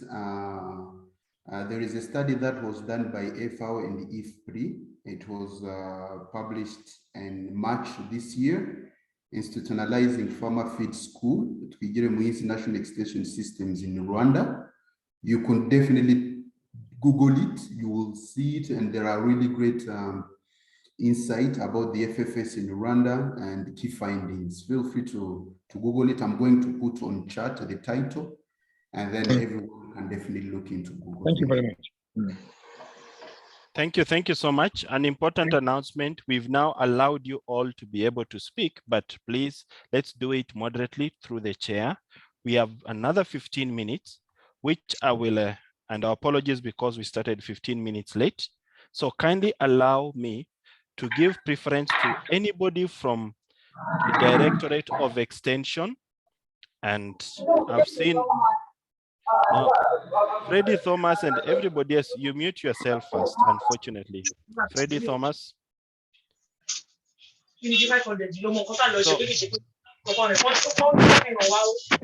Now that's the problem of allowing everybody now to have the microphone on. Kindly, let's just be disciplined for the next 15 minutes, gentlemen and ladies. We'll give it to Mr. Chumba, then Mr. Ike Nakwachuku. Mr. Chumba, unmute yourself. Thank you very much, Bwana Edwin and the entire team. Can you hear me? Yes, we can. Yeah, it was a great pleasure to listen to these great lessons from Rwanda. As you know, we have just been through with a grueling electioneering period in Kenya here. Briefly, I will say that I've learned a lot. We want to see how we can input some of the lessons into our system here in Vihiga County of Kenya. Thank you so much. Thank you. Baha, please mute your microphone, Baha. Next is Mr. Ike Nachuku. Excuse me if I pronounce your name wrongly. Ike. Good morning, everybody. Good morning. Yeah, I'm speaking from Nigeria. Unfortunately, I guess there's a time difference because I joined in by 10 a.m. So I'm just coming in and it appeared that you have gone so far. So I'll just be listening. Thank you. Thank you. Thank you. If you're registered, we will share all the relevant materials as per what we've discussed today. Thank you so much. I will appreciate that. Okay, thanks. Over to you, Henrietta Nzurumike. Thank you very much. I am very happy that I was part of this because it's in 2007 in Nigeria, we also started the farmer field school, and I was among the pilot phase as a master trainer that went for the training for a 3-month course in Zaria, ABU, Ahmadu Bello University, Zaria. And we stayed for 3 months. And after that, we came back and we were expected for the pilot phase, we were expected to train our facilitators, extension agents, who were the facilitators. And after training them, they now went back and started their own farmer facilitator, about 27 of them, depending on your local government, expected to have a farmer field school running. And after that, the following season, we were supposed to have gone outreach. So I am very, very happy to be part of it, that what you are saying, we also did it in Nigeria, because after that, we now went to Farmers Business School. And it was also used in running some of the international programs.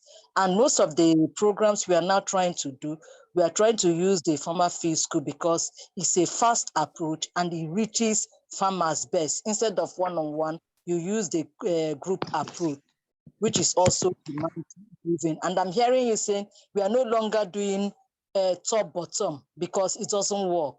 It is now demand-driven and it's now bottom-up approach. So I'm very, very happy that almost what you're doing, we're also doing it in Nigeria. And then whatever you have done good, I think the Nigerian approach, we are going to use it to fine-tune whatever we've done. Thank you very much. Thank you so much, Henrietta. Thank you so much. Over to you, Eugene, and then Ekundayo Afolabi. Then we'll go back to our panelists. So Eugene Anakwe. Yeah, thank you very much. I'm representing the Director of Federal Department of Agriculture in Nigeria. My fear is about the Farmers Field School. The sustainability seems to be hinged on public funding. So what strategy are we putting in place to be able to see it self-sustaining? The farmers bring in their fund, probably linked to outgrowers or agro-processors to sustain the activities of the Farmers Field School. We're implementing in Nigeria, as Henrietta said, but I see that most of the implementation we have done in Nigeria under the Federal Ministry of Agriculture and related projects are always being funded by the public sector. And sometimes this funding is not regular. We have tried so much to integrate it in our local programs in all the state ministries and the ADPs where she is coming from. But every time is a funding that is issued. So what ideas are we bringing in to ensure that the agro-processing companies, associations, and off-takers sustain Farmers Field School all over the African region? Thank you very much. Thank you so much, Eugene. Thank you so much. This is a brainer for us, everybody in the room. What do we need to do to ensure this sustainability without relying so much on the funding from the government or from the private sector? So if you have anybody who's going to share that, not only from the Rwanda team, but everybody else who has any idea on how we can be able to ensure sustainability, we'll give you that opportunity.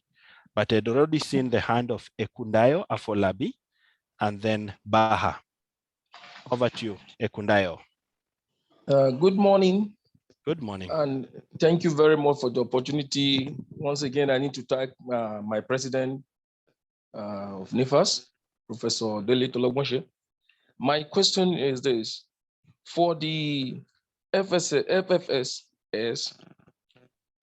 do you have any application that helps in fast tracking the activities, or you are still planning on the strategy? Because with the population bloat in Africa and the recent COVID pandemic, how were you able to continue with the activities?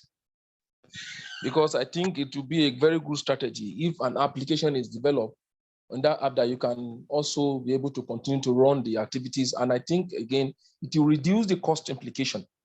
Because when you have an app, not that you have to be moving around, traveling, or locating all the facilitators, but you can easily go around and do them. Thank you very much. Thank you. Thank you so much, Afolabi. FAO developed a manual for implementing field schools during the COVID-19 period. And you also have 2 online courses, e-learning courses on farmer field schools. And I think our colleague Suzanne Phillips can elaborate more on that, but we still share more. There's a lot that we are now doing on digitization, but yet to be rolled out. So we will still share more of that in our subsequent forums. So Mr. Baha, and then Kalisa. Thank you very much, Edwin, and thank you very much, colleagues, and thank you very much to the presenters, DDG and others.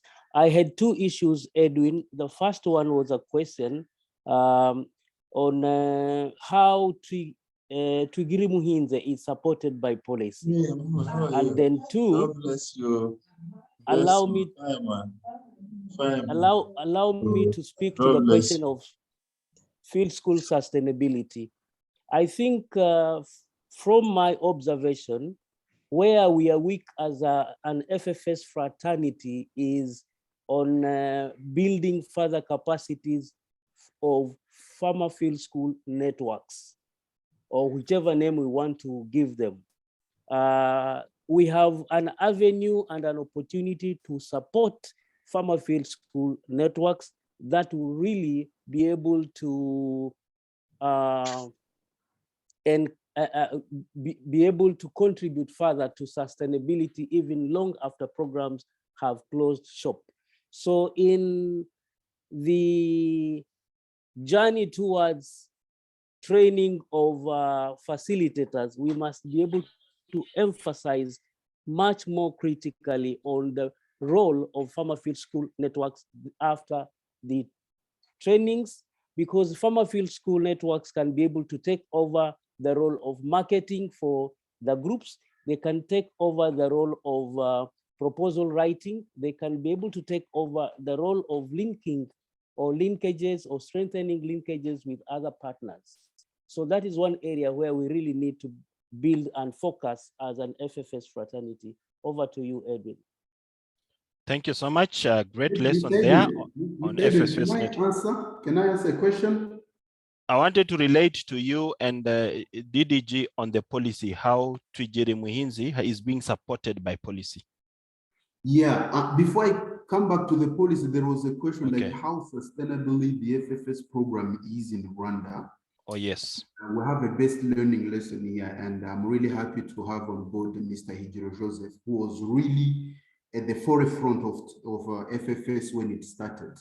So the approach we've used in Rwanda is that every FFS, all the FFS have cooperatives at national level, and those cooperatives are business oriented actually, and they are service providers.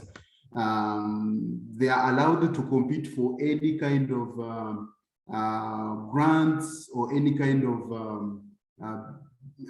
support when it comes to train farmers or working for any other public or private institution. So farmer field schools facilitators are now equipped, and we have the Rwanda Cooperative Agency, which is one of the organizations in Rwanda, a public institution that deals with training cooperatives, and farmer field school facilitators were never left behind because they are also being equipped with the managerial leadership skills, because those are one of the challenges they are facing. And the good thing is they are now motivating farmer promoters to also do farmer promoter cooperatives at sector level. For the FFS, we have 30 FFS cooperatives. For the farmer promoters, we have around 300 farmer promoter cooperatives. And the main point is to ensure that they really become self-reliant when doing their activity. So in terms of policy, I would say as an extension agent, as a technician, every year, the government provides guidelines on how extension is supposed to be executed using, of course, the government fund. And those guidelines are definitely rooted from our PSTF4, which actually consider extension as one of its key pillars.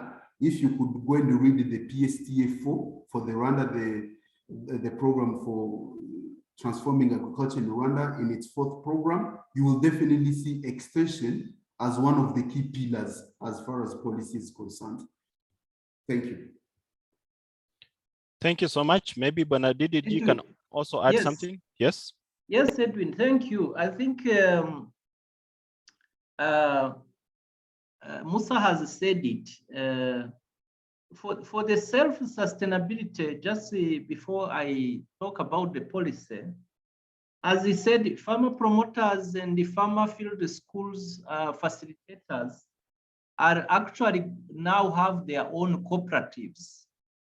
So at each district, we have cooperatives grouping all these extension officers in their own cooperatives. And as a way forward, I want to see these cooperatives to create their own self-sustaining, even profit-making organization.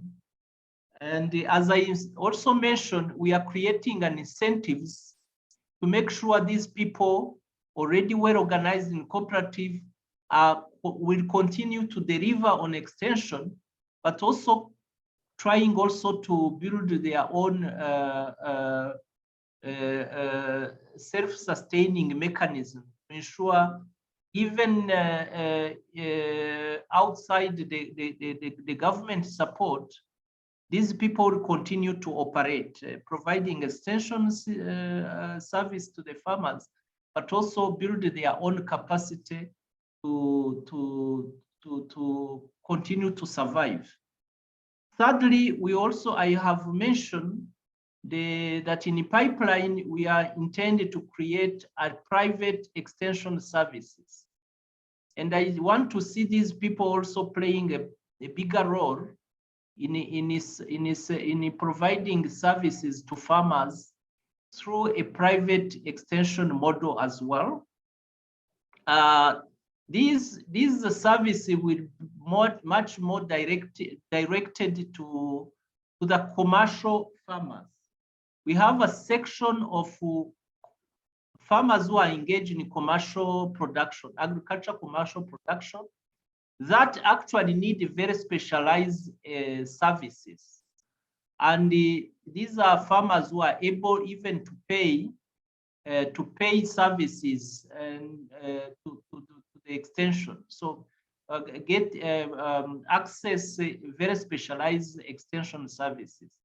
So in the long run, the FFS would also engage in this model of providing services as a private operators and as extension, private extension services as well. So that is a mechanism that I think is going to be critical in trying to build their self-sustaining mechanism for these extension systems.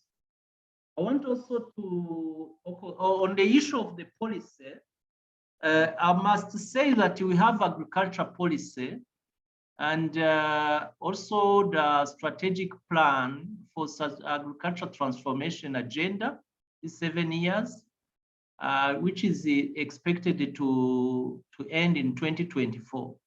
So it is clearly indicated that Twigire Muhinzi is going to be a very important component in trying to implement key programs, including land consolidation program and the crop intensification program. These are very two important programs meant to increase the productivity at farm level. And Twigire Muhinzi as a national extension system is supposed to play a key role. We don't have an extension policy per se, but Twigire Muhinzi is embedded in a national agriculture policy, and it has to play a key role supporting other programs to be able to reach our goals. So we wanted to look at the extension as a part and parcel of in a more integrated manner in terms of implementing our agriculture. So we should not look at it as a separate component, but it has to come as a complementing other programs and the projects to ensure we reach our goals. Otherwise, having considering extension as a separate component of aspect would not make a lot of sense, and it would make even be difficult to measure it as a separate component vis-a-vis to the performance or to the achievement that you are trying to achieve. So that is my few comments. Thank you very much. Thank you so much for those wonderful responses. As we are coming close to the end of the session, any representation from government that we've not acknowledged, please, we really will not want to leave you out. Anybody in extension from the Eastern Africa region?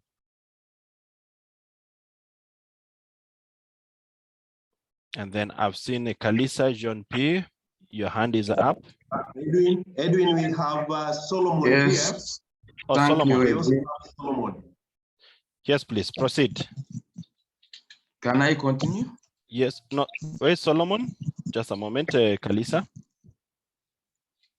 Kalisa, yes, can I continue? From Ethiopia. Wanted to give Solomon from Ethiopia first, and then we'll come back to you. Yeah. Okay. Yeah. Ato Solomon.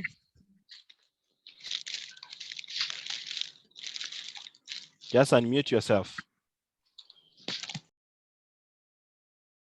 Oh, he signed with he seems to have signed with a phone or something. Okay, Solomon, just a perspective from your side, from Ethiopia. Okay, you can continue with the Kalisa as we get Solomon. Yeah. He's there, Okay. but he needs to. Okay, Kalisa, continue. Yes, thank you. I'm Kalisa, a master trainer based in Rwanda, working for East African Field School Hub as a consultant. First of all, I would like to recognize the government of Rwanda, especially LAB and its stakeholders, the effort done to institutionalize farmer field schools in Rwanda. And the second, I would like to say about how Twigire Muhinzi and the FFS currently are sustaining other programs. For my experience, currently plant clinics, a project working on pest and disease management are sustainable due by FFS as well as Twigire Muhinzi, and also other new technologies brings by other stakeholders. They currently use such approach. So for me, I congratulate Rwanda government and the stakeholders working in the sector, but also I would like to suggest to engage more. I know they started to engage youth, but also I suggest to make more effort to engage youth as a farmer promoters at cell level, as well as the village levels. It will sustain program more. Thank you. Thank you so much, JP. Edwin. I don't know whether Solomon is now able to talk.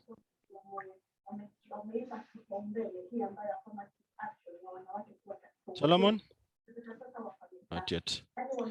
Maybe So, Edwin Paul Mutungi is here. He can give a 1 minute summary for Kenya because he's also our colleague from FAO. So okay. maybe Paul, allow Paul.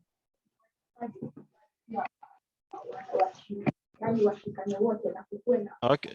I hope Dr. you can be Mutungi? able to hear me. Yes, yeah, I can hear voice. Max, can you come back? What summary do you want to give? Just a perspective from Kenya as a country on the field school. Just a 1 minute from you. Okay, Paul.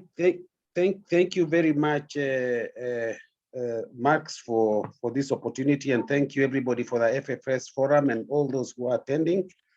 Well, I don't have much to say, but I just to back up what my my brother said, Baha from Pwani, the issue of sustainability and FFS has been an issue, but he's talked about networks, and that's very, very important to ensure that they are strengthened, and also to make sure that when we are talking about, when we are going through the FFS cycle, we make sure that the FFS implementers are aware of the networks and how to go about what we call the second generation FFS.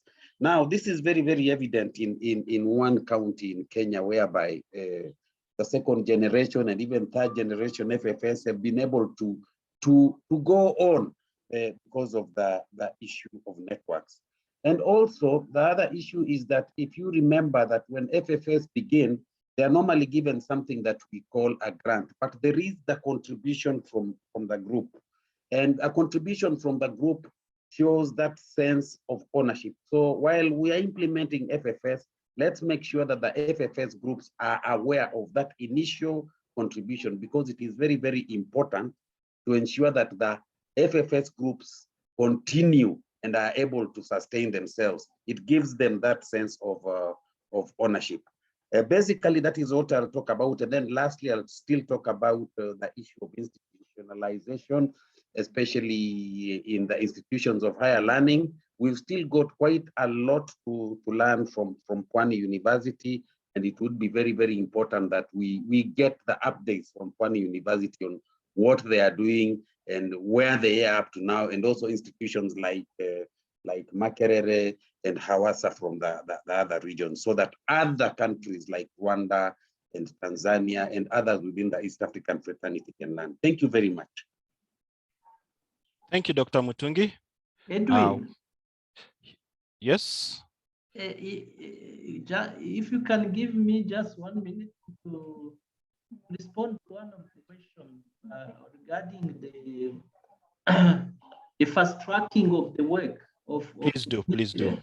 It's a very, very key, important, and it's very relevant question, because you have seen the numbers. We have close to more than 14,000 farmer promoters and 2,500 FFS facilitators across the country.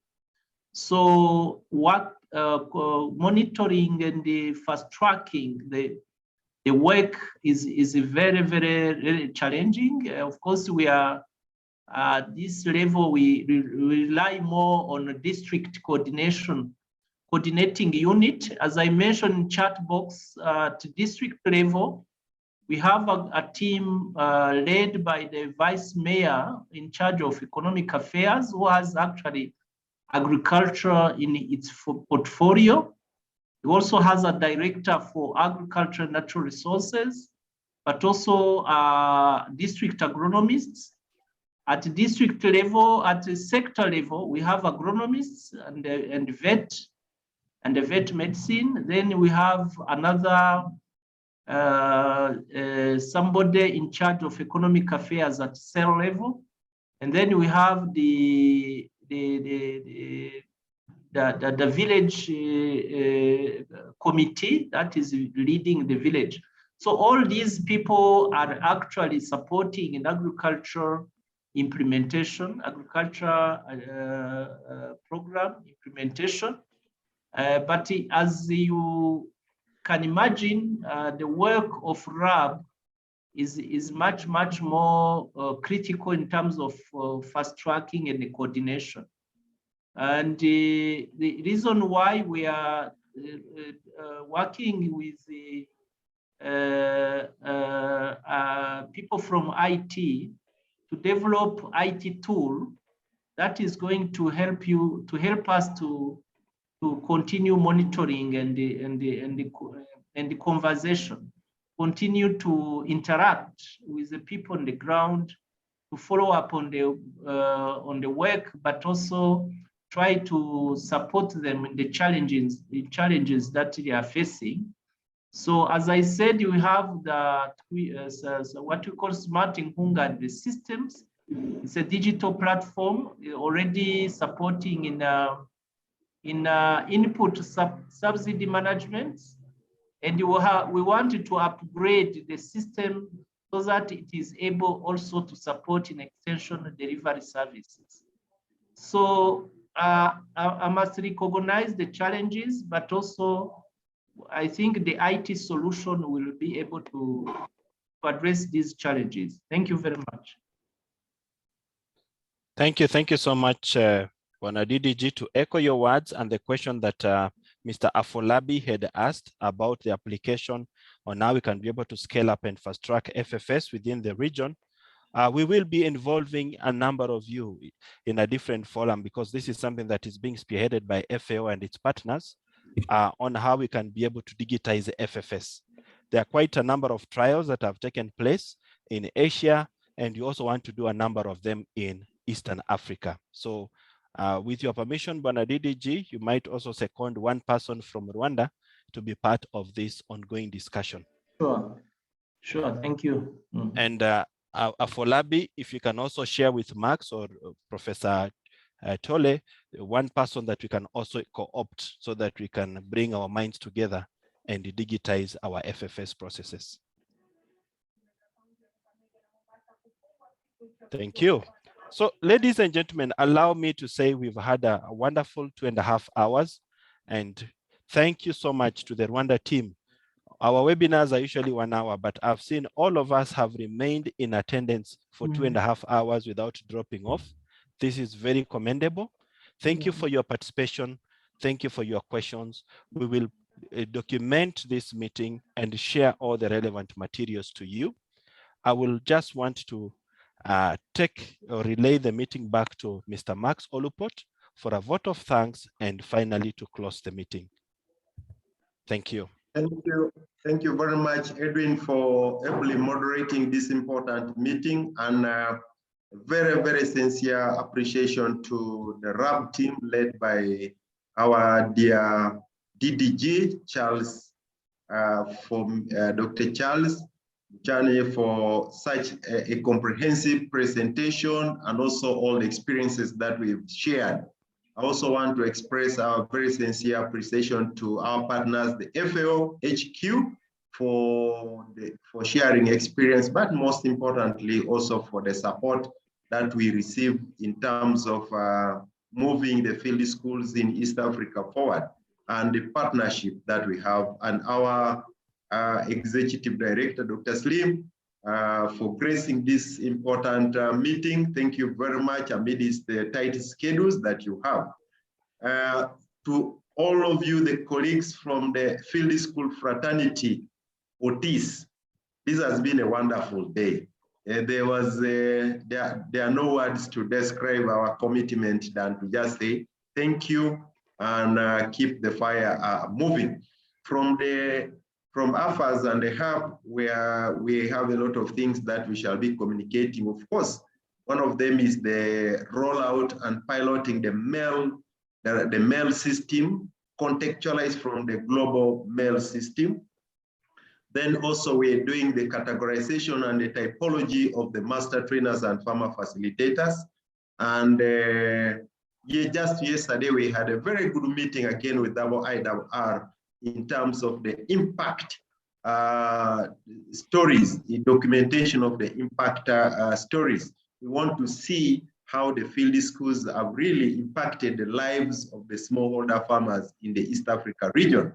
I also want to report that last week we had a very good meeting with the ESC, the head of agriculture and food security, who really promised to support very much the AFAS, the East Africa Field School Hub, but most importantly, the field school. And there were a lot of things that we shared together, and they are happy to be coming soon to make this. In terms of the engagement with the universities, we shall definitely have a chance to listen to our universities led by Pwani, Makerere University, Awasa, for example, who have really been in the field school institutionalization. So, ladies and gentlemen, I would not love to close this meeting without inviting the ED of AFAS, who is on call, just to say one word of appreciation to his colleague. I know they must have been knowing each other in the fraternity of agriculture. So ED 1 minute, and then we go for a natural session in the field school, which is the photo session. But again, our very sincere appreciation to Dr. Charles and your team for such a wonderful presentation. We shall take that presentation, we shall request it and translate it in French so that our colleague Odili can share also with the French speakers, but we shall also find a day when we can have a 10-minute session with the French speakers, especially from Burundi and DRC Congo. So I request Edie to say one thing and we close the meeting. Thank you. Yeah, thank you very much, Max, and the team who have organized this very useful meeting, and certainly I've been listening to all of it. And we thank the team from RAB, Ministry of Culture in Rwanda, FAO, and of course the hub represented by Max. Certainly, I think we could hear and listen, and certainly the experiences in my opening remarks from Rwanda is certainly very good. What I've seen is there's a high degree of he has paid dividends because there's been some evaluation which attests to that. And for the team which came from various places, we can believe and appreciate that former field school certainly is an extension model, especially if it is retrofitted on the situations on the ground. In other words, adapted to the situation on the ground, it can work. Of course, it is probably not the only approach, but it probably needs blending, like the Rwandan have done it, with other systems as well, so that it's a complete picture, especially when you look at it from the value chain approach. So we really appreciate all those presenters and the highlights that have come from the experiences learned, and such lessons are certainly very important for us. And we take this one forward, and we continue the lesson learning, the scaling up, the institutionalization, as well as capacity building aspects, which are important in former field schools. So thank you very much, everyone, and we hope this can be replicated in other places where such experiences are. Thank you very much. Thank you, Edie, and we request everyone to put their videos as a field school family. It's a normal thing to have. Now, when you see Musa, you get very happy because you know you'll have some nice food from Rwanda already. Thank you, Musa. Thank you. I tried to put the video. It has been denied. Oh, yeah. IT team. Please okay. do all the videos. We are now enabling all the videos. Please, Kenneth. Mine is still not enabled. There's no video. 1 minute. No video. 1 minute. 1 minute. No.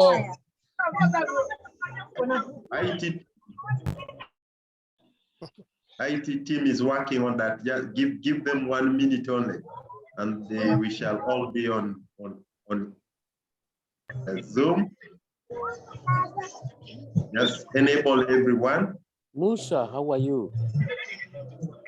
Mark, how are you? Hello? Oh, that's a good baby. That's a field school baby. That's nice. Now we can bring the babies online as well. So, Kenneth and Sharon, Edwin, have you enabled everyone? We are not able to open the video. Try to put on your, you can also talk at this time. Move everybody to the panel. Yes, Kenneth is doing so. Okay. Okay. So, those who are there now, and put on your video as we get the rest on board. You cannot I can't put it. Max. The host has not enabled me. He cannot add the video because the host. Oh, no, I can't put it. It has not been enabled. Yes. It is enabled. Okay. So I'm sure the IT team is trying their best, and if we don't manage, we shall accept the representation of the DG here online.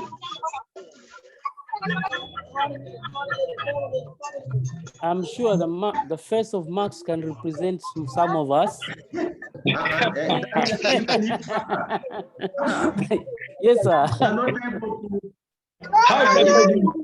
No, not just me, but everyone. We are yet to be able, even after having been promoted as a panelist. Yeah. The video. It is stopped. It's okay. I think we can salute everyone. We apologize for that. Yeah. It's okay. You know, whenever you have security measures because of certain elements, then they become complicated for yourself as well. So accept our apologies, and next time we shall try again to make things more flexible. For now, thank you very much. Thank you, sir. Apology accepted also. Asante sana. Apology. Thank you very much. Thank you so much. Thank you, Thank you. DDG. Appreciate it. was nice listening from you. Thank you. Thank you, everyone. Thank you so much. Thank you. My brothers and sisters from West Africa. Prof. Daly, we shall have a call at 4 on WhatsApp. Prof. Daly, 4 o'clock. Then we have a call, a bilateral call. Thank you. Okay. Thank you very much. Thank you so much. Thank you so much. Thank you. All right, bye. Thank you. And I'll be expecting to hear from you too in regard to the fast tracking and other activities. Oh, yes. Yeah, thank you. We appreciate the West African team represented by the president of DIFAS.